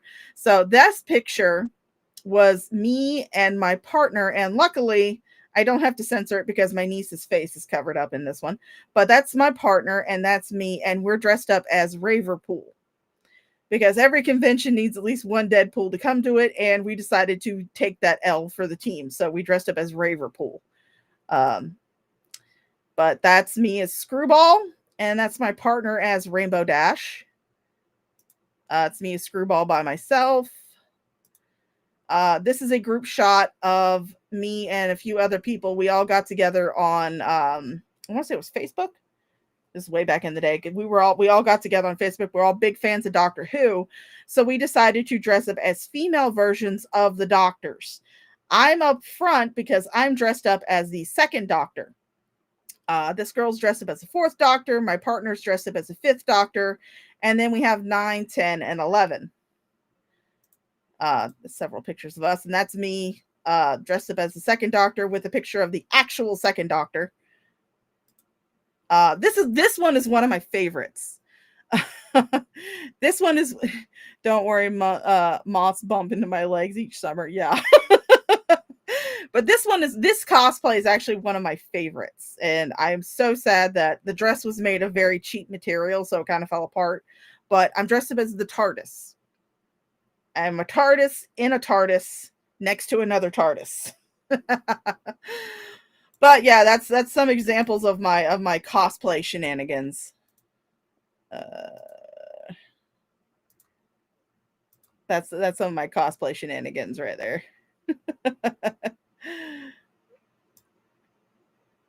I don't know if I have a picture of the pixelated Sims. I'd have to go take a look, but I'll let this play while I look. Was brought up during that stream or whatever, that debate, saying, oh, well, I could basically, like, why am I calling her out about supporting Rev or whatever when Hussey gives money to? And the difference is, I feel like with the situation with Hussey is actually, interviewing him and asking like legitimate questions and things like that. I do. Whereas Jules This was is literally just I like trying. showing off my cosplay pictures. But this is not the pixelated sim that Red was asking for. I still have to go look for that, see if I have it somewhere. But this is actually one that I made so many fucking years ago. It was for the last Harry Potter movie, and me and my partner decided that we were going to dress up for it because we went to midnight premieres for every single Harry Potter movie. Well, not every single one, but the last few we went to like midnight premieres for them. So we decided the last one that we were going to dress up for it. And we made these robes. These robes are 100% made by us. We actually designed them ourselves. They're actually based on some old fan art that I used to do with Harry Potter, where instead of just putting them in like all black robes, I would instead put their house colors on the sleeves and on the hem of the robes. And so obviously this is Gryffindor, but we actually took and I still have these robes. I have both of them because I made one for my partner, which actually this is hers. This is her robe. She was originally the Gryffindor. I was originally the Slytherin. But then somehow we swapped robes, and I wound up with the Gryffindor. But we both had matching robes made the same exact way with the house colors on the sleeves and on the hem of the robe. And we actually used a pattern for a Jedi robe to make these. And we wore these to the midnight premiere. And of course, we still have them. I actually still have this whole fucking outfit. I actually wore it for Halloween this past year for work at work. Oh goodness, can you guys not see? You guys not see again? Fucking hell. But let me pull it back up again. There we go. Yeah, but we made these robes. These robes are 100% made by us. But oh, thank you. I mean, they're not like extravagant, fancy. I mean, I am someone who is well aware of the fact that I'm fat as fuck, and I'm also in middle age. So when I make a costume, I tend to make a costume for comfort and ease of wear. I don't know where to watch Doctor Who. I haven't seen it in a while. Oh, you guys could see. I couldn't see it on the screen, but you guys could see. Okay. But yeah, this is one that this one and the TARDIS one are two that I'm extremely proud of. Because I did a lot of work on these. Especially with the design of the Harry Potter robes and having to design a dress to be a human TARDIS. So, and I actually got recognized because one time me and my partner, we used to like to do these things we called cosplay movie dates, where we would just randomly dress up in cosplay and go to the movies to watch a movie. Didn't even have to be a cosplay that had anything to do with the movie itself, just wearing one of our cosplays. And one time I dressed up in my TARDIS outfit because I love that outfit. And we went to the movies, and while we were waiting for the movie, we decided to go to Barnes and Noble to spend, just to look through like their manga and their books and shit while we're waiting for the movie to start. And two people actually found me browsing the manga in Barnes and Noble, and they were like, "Oh my God, you're dressed up as a TARDIS. Can we have a picture?" And that was so wild. Because I was like, "Oh, okay." I was just like, wow, this usually doesn't happen unless I'm at a convention, but all right. And another time we were actually on our way to the small convention we have here in my hometown, and we were wearing our Harry Potter costumes. Yeah, I could cosplay as Shani. I know that, Rizla. I'm fat as fuck. I'm well aware of it. Thank you for pointing it out. But we were wearing our Harry Potter costumes, and we stopped at Walmart to like pick some shit up. And but which Shani would you cosplay as? Let's cosplay some more recent one. She was funnier. But we were dressed up in our Harry Potter costumes, and we were walking through Walmart to pick up something, and this little girl saw us both standing in the aisle, and we were just looking at, I can't remember what we went to pick up. We were looking at something, but she saw us both in the aisle, and then she just tore down the aisle to her dad and was going, Dad, I told you they were real." Yes, Doctor Who sucks and is very gay. I'm well aware of it. I really only watched up through Capaldi, I want to say. I didn't even watch much of Capaldi either. I mainly just watched Matt Smith and David Tennant. And also 9. So can't forget 9. Let's go back to this shit, shall we? To get Rev to go down there and start a fight and inserting herself, like literally inserting herself into their fucking life and shit, and giving them money, like in relation to me, like she's given them money for years during streams and things just to get them to say fuck Carrie or this or that. Like it's insane. It's like you're willing to give these pieces of shit money just because you like, you know, you think you're getting one over on me. Like, no, I don't respect that, you know, and I do. It's like I'm gonna call. And again, you shall be the pizza loving Shanny. Hell yeah, I would fuck a goddamn spicy ass pizza up. Oh yes, hot. Oh yeah, Medieval Maggie. That would be a good one. Hotel parking Shanny. Holy, that would be a damn good one. Or the Eviction Saga.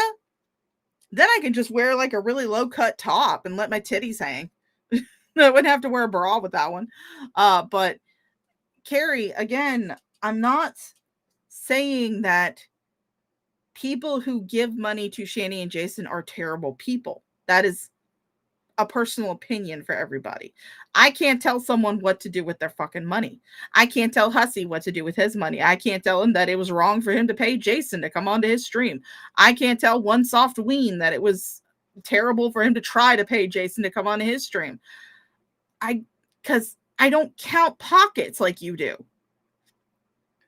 My issue with this shit that you're saying is that you are perfectly fine with people giving Shanny and Jason money as long as they're kissing your ass. As long as they are sucking your clit, you are perfectly fine with it. If they're on your quote unquote side, then you are perfectly okay with anybody giving Shanny and Jason or any other cow money. You're fine with it. But if it's somebody that you don't like and somebody who is actually given money to kind of provide you fucking content. Because again, you wouldn't have shit like the one chip challenge if Jules hadn't paid for it. You wouldn't have shit to react to give you victim points if Jules hadn't paid for it. But you know why she did it, Carrie? You know why she did it? Because even to this fucking day, you're still talking about it. Even to this fucking day, you can't go without mentioning it. Talking about how Jules gave them money just to say shit about you.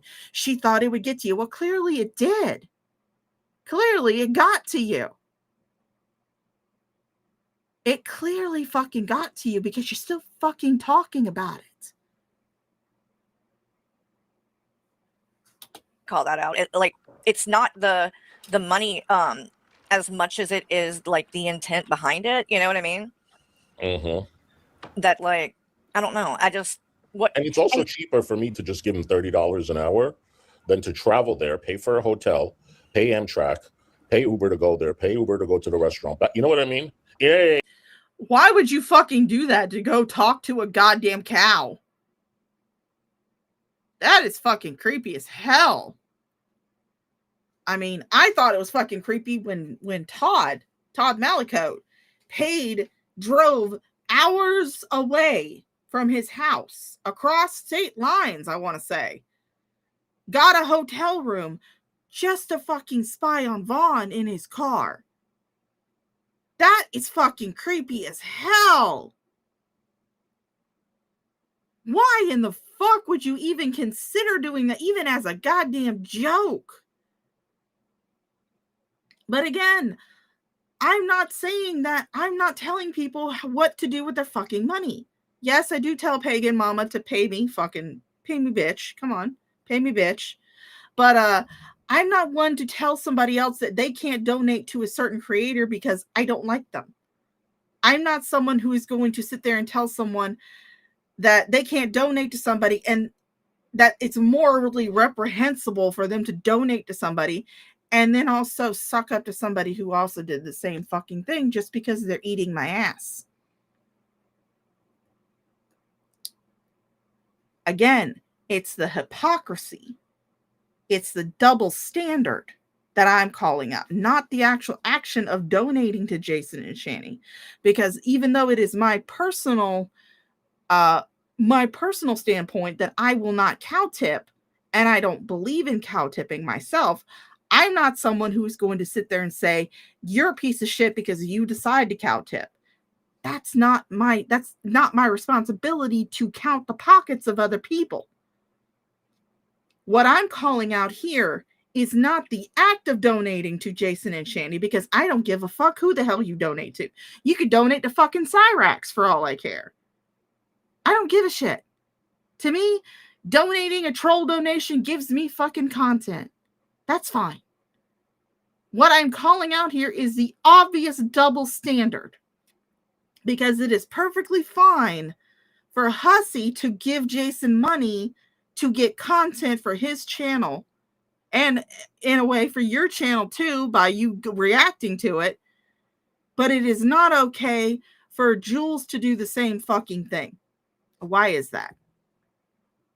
It's because Jules not kissing your ass.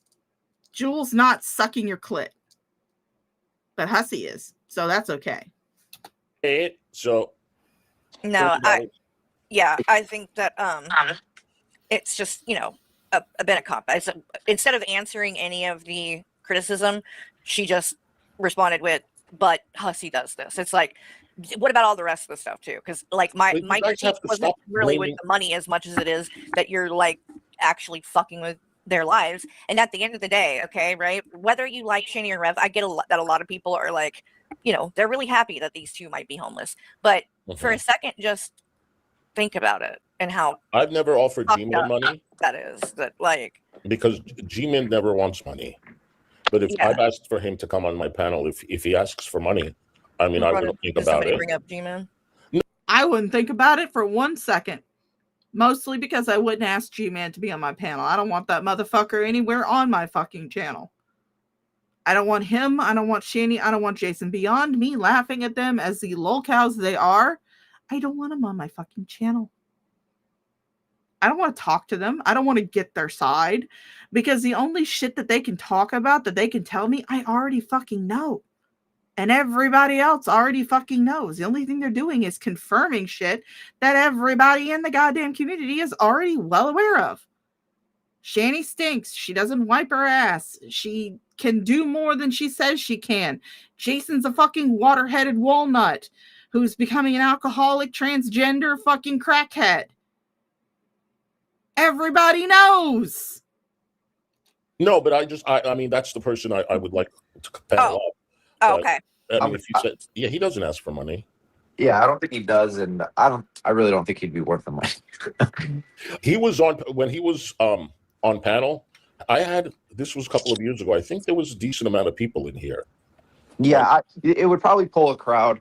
I just feel like there's only so much insight he can give, and it's like once it's out, and everything's kind of on repeat. Right. That's what I was gonna say. Yeah. The main thing with him is that it's like, I don't think there's anything else really that to get, like Ryan said, like he's said it all, and now he hasn't been around them in how long, so he doesn't know any more than we do, you know? Right. Like last night, but you didn't you have him on your channel, Carrie?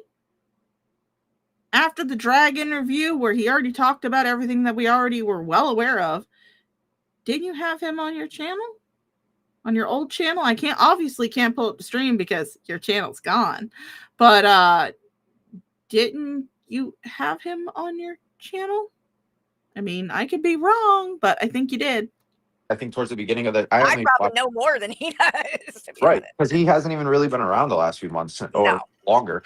And so it's like he came on last night and he's like, and I can offer a different perspective than any of these other streamers because I'm somebody that actually knew them. And it's like, okay, well, God, things are a lot different right now. So I'm so tired of like shit like that and like the fucking dumb clout type of crap with it. Like these people that gatekeep and stuff. Who cares? Like who was here first? Who cares who's known? Nobody is gatekeeping the cow, Carrie. Nobody's gatekeeping the fucking cow. I am not talking about you because I think that you're wrong for having Jason on your channel, for having G-Man on your channel, for having, if you ever did, having Shani on your channel. I'm calling you out because you're a fucking hypocrite and you have double standards when it comes to the people that you call out.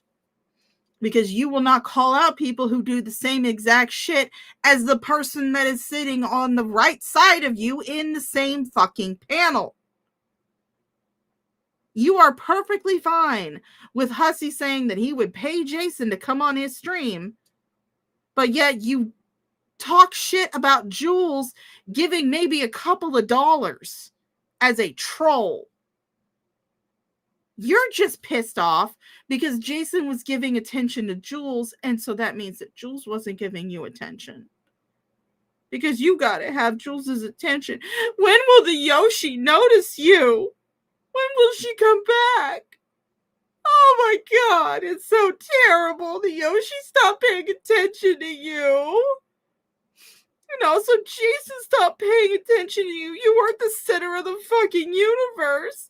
You were missing out. You were left out on all of this shit. And the only thing you could do was watch from afar. And that just broke your little heart because everybody knows that you are dying to fuck that Yoshi skin. You want to wear it. You want to be inside the Yoshi. Everybody knows it. Them the longest. You can't, like, it doesn't matter. We're all watching the same fucking shit. So I think everybody at this point. Medieval Maggie, her previous fucking channel got deleted because she's a fucking dumbass. She is a fucking dumbass. Carrie, while she is very prone and very eager to use clip channels and archive channels and shit like that about Shani and Jason, she likes to strike any archive channels or clip channels that might be featuring her. She has struck a channel called Jim Manning, although as known as the Carrie Clip channel. She struck him multiple times for having clips of her streams, even though her streams are up on her channel. Who fuck cares? I don't.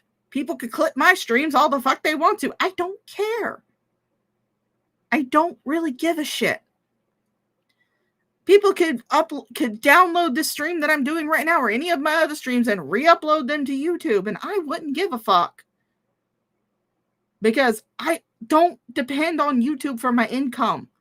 I don't depend on YouTube for the entirety of my self-worth. So, anyway, what happened was Carrie likes to flag people, likes to flag channels. But she decided to come online and accuse Naked and Laughing, otherwise known as Nell, Queen Cobra, whatever you want to talk about him, Cobes' ex-girlfriend. This was just after Cobes passed away. She came online and was spouting some bullshit about Jessica, or now Naked and Laughing, about Jessica sending Cobes some weird seeds, and that was probably what killed him. This was before any type of autopsy report or any type of police investigation had become available. Again, this was just after Cobes had died.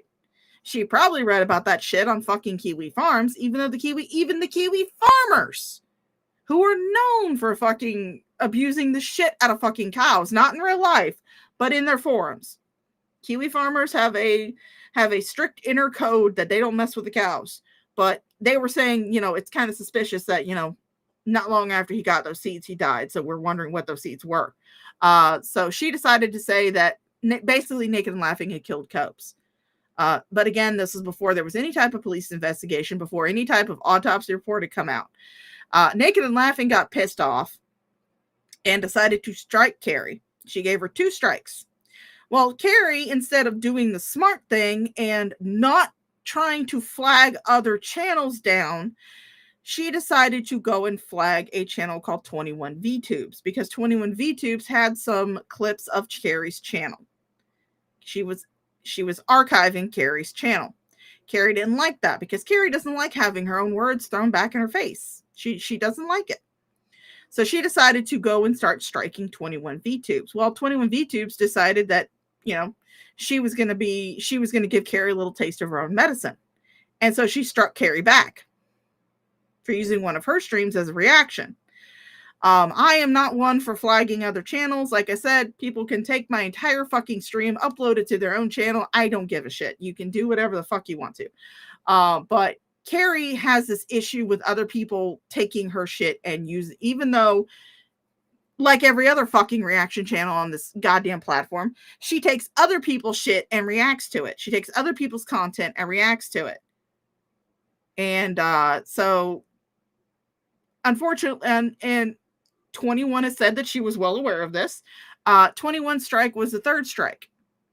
Because Carrie already had 2 that were pending from Naked and Laughing. 21 strike was the third strike. And it stayed. Carrie tried to appeal. They didn't approve her appeal, so she is actually actively ban-evading on another channel.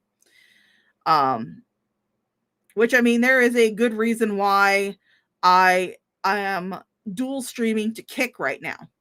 And I also have a Rumble account as well.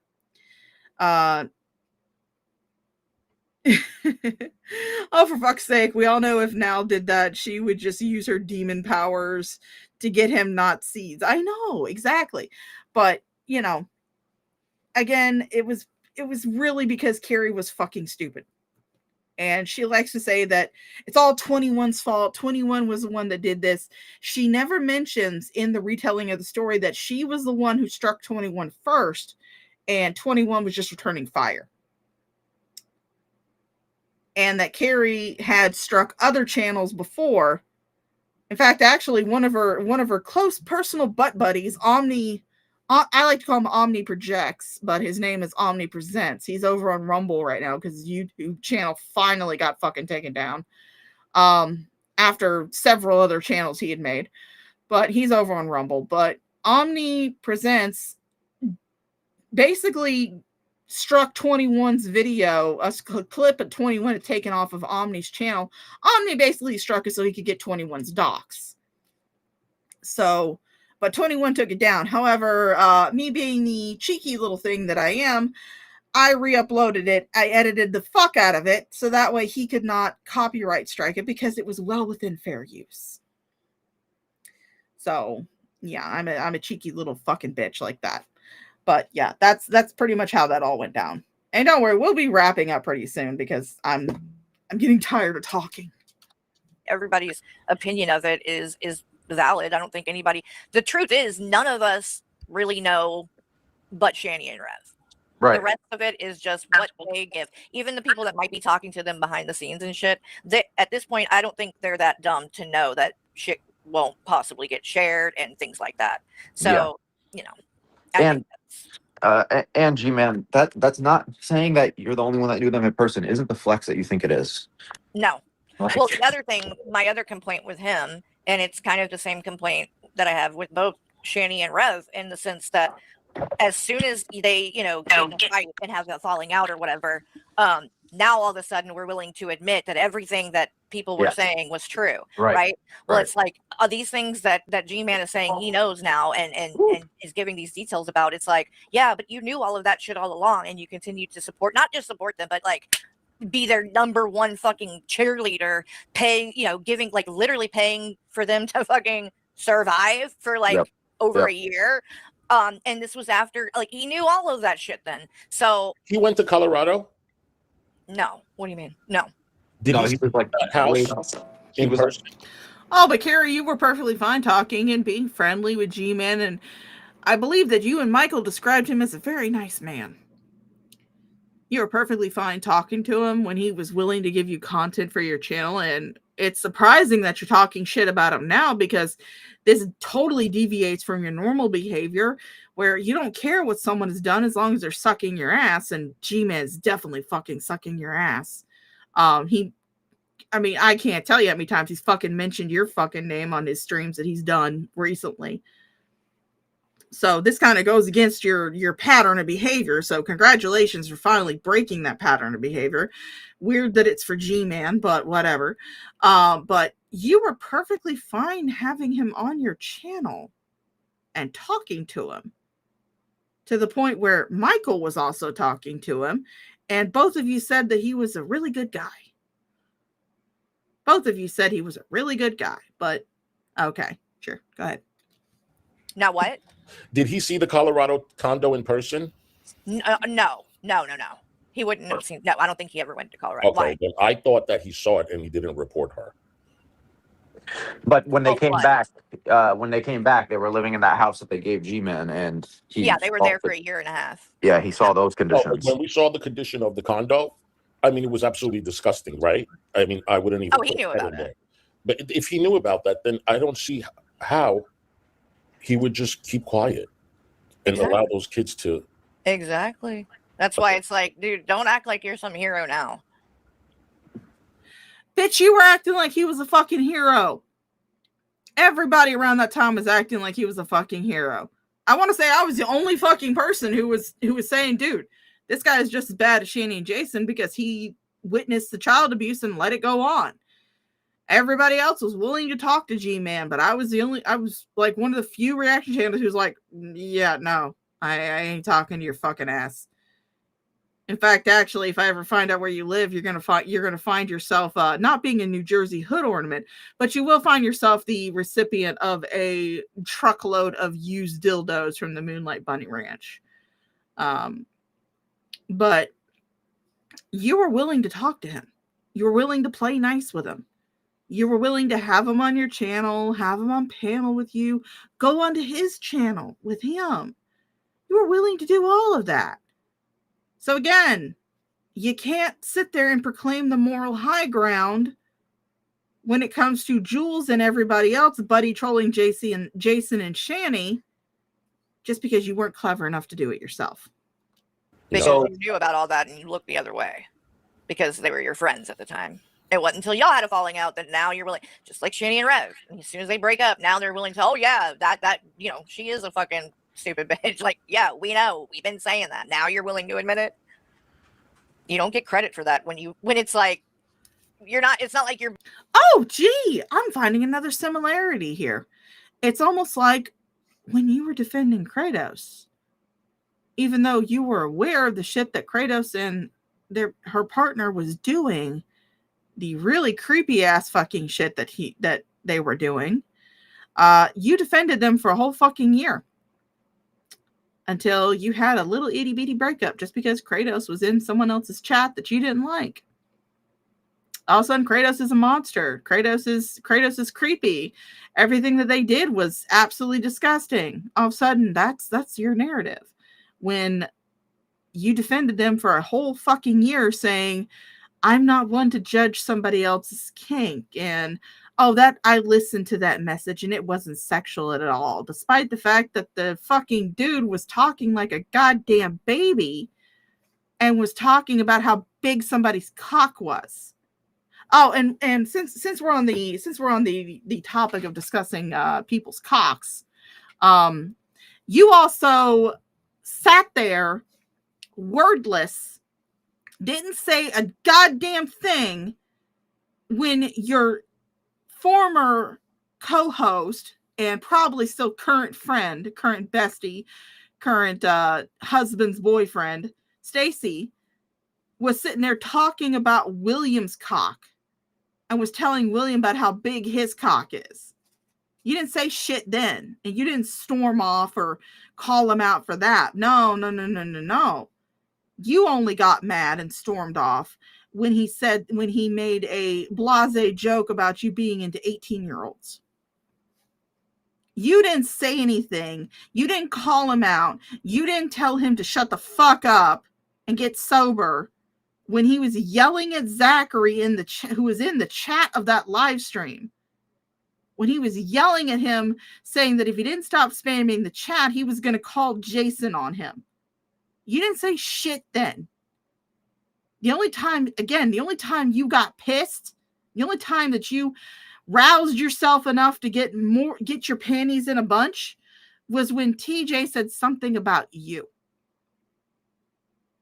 Because much like Shanny, everything has to be about you. You can't go long without talking about the injustices that you've suffered and the harassment you've subjected to and blah, blah, blah, blah, blah. You are Shanny. You have become Shanny. And people have been witnessing this metamorphosis for a while. But you're too blind to see it. Which, I mean, just gives me more content to react to. So stay the course. Being noble and like telling us shit just Hey, because you want to do the right thing. You're doing it because you're mad at the person now. Right. And he didn't even come out and say anything until the kids were gone, right? Yep. No.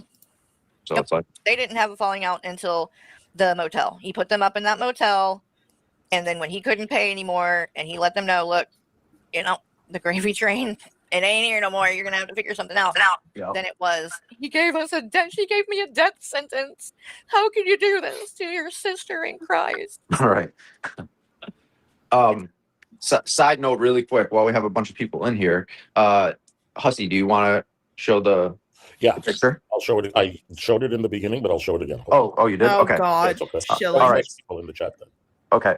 So Hussy's gonna have some merch coming, and it's gonna come in like waves. So I don't think there's a decision on which one is gonna be the first release yet. The decision on that hasn't been made. Speaking of shilling, if you guys would like to wear my terrible artwork on your chest, you can go down in the description below. I also have merch. It's on Teespring, so you don't have to worry about fucking waves. Just go on there, order your shirt. It'll come to you whenever they decide to print it, and you'll get to wear my terrible artwork on your chest. Or like Red Feather gets to have my terrible artwork on a mug. Because way back when I actually had money, we did a little bingo competition, and we used to have what was called Shanny Bingo, and I told them if they got a bingo, they would get a free. I would get their information privately through Discord, and I would send them a sticker. But if they got a bingo with the very rare Shanny Enunciates G square marked off, which actually did happen, I would send them a free sticker and a mug. So Red Feather has a mug. I believe Six Drops has like a shirt. Pariah got a jacket or something. And I mean, as far as I know, they like them. I don't know. But if you would like to wear some artwork on your chest, or drink from a mug, or have it on a water bottle that you can carry around and proudly display, you can go down in the description below and shop at my Teespring store. Made yet, but in the community post, I saw a bunch of people saying that they want the Oh My Stars. Mm-hmm. They here. 1 second. There it is, guys.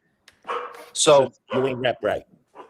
So Sadie, come on, come here. There it goes. 1 second. Okay, Sadie, perfect timing. Oh. Did you see how cute she was when she had a pause on him while he was streaming, and then he turned the computer around to show her, and she turned her face, and she just went right off of him. That was so cute. Oh. Okay. Tell she's a little spoily one. Yeah, I know she about totally is. She got you wrapped around her finger, her ball. I know. Oh yeah, totally.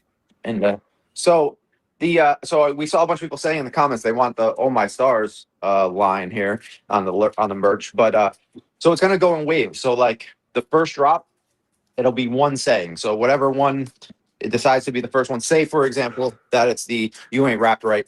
I'm not saying that's gonna be the first one, but just for example, you'll get a You Ain't Rapped Right in 3 different products. Like for example, a hoodie, a tee, and a coffee mug. Mm-hmm. Those will run for 2 to 3 weeks, and then those will come down, and then a week later, then the next one, then Oh My Stars. There's my a hoodie, Teespring store. a shirt, a coffee. There's my Teespring store. Came up as host, but I'll share the tab so you guys can see some of the shit that I have here. This is my Teespring store. But yeah, I've got all this wonderful shit. I've got this one that says it says these legs can hold so many blood clots, and it's a picture of Shanny's legs with my little shit stirring crack coyote right next to it. I also have the fags merch, and for those of you who don't know, fags originated as a Tumblr joke between me and a gay dude because he wanted to take back the word fag, so we made up a cute little acronym for it. It is called the Free Alliance of Genders and Sexualities. And so I have that available as a welcome mat. I also have available as a pillow, bag, tank top, cup, hoodie, shit like that. I also have this is my child, love her. that is showing, that is little artwork I did for me and another creator that used to do shanty content named Sam I Am. Got a bunch of that. And then, of course, I got the Fuck Around and Find Out University, which is also the name of the official Shaw of Thirst Discord, which can also be found. Actually, I went and checked, and the information didn't update on YouTube. But if you go into any of my other past streams, you'll be able to find it. But so yeah, that's my shitty merch. That's my shitty merch. I also have something, if you want to celebrate the boys being liberated by CPS, I also have the year-long summer vacation. I also have the, are you male, female? No, I'm murder. But yeah, that's my shitty merch. Just in case anybody's interested, it's my shitty fucking merch. Mug. All the designs for each one will be different. So like the You Ain't Wrapped Right hoodie will look different than the t-shirt and the mug. And all the designs will be up for 3 weeks. Once they're done, they're done. You won't be able to get it again. And then it'll be on to the next saying and the next new designs. And that'll just keep rolling. Yeah, because there's going to be a shit ton of people that is going to want to say, that's going to want a bunch of hussy fucking sayings on their fucking shirt. I'm sorry, but I wouldn't buy that, because I fully admit that my merch is shitty as fuck. I'm okay with that. I don't care.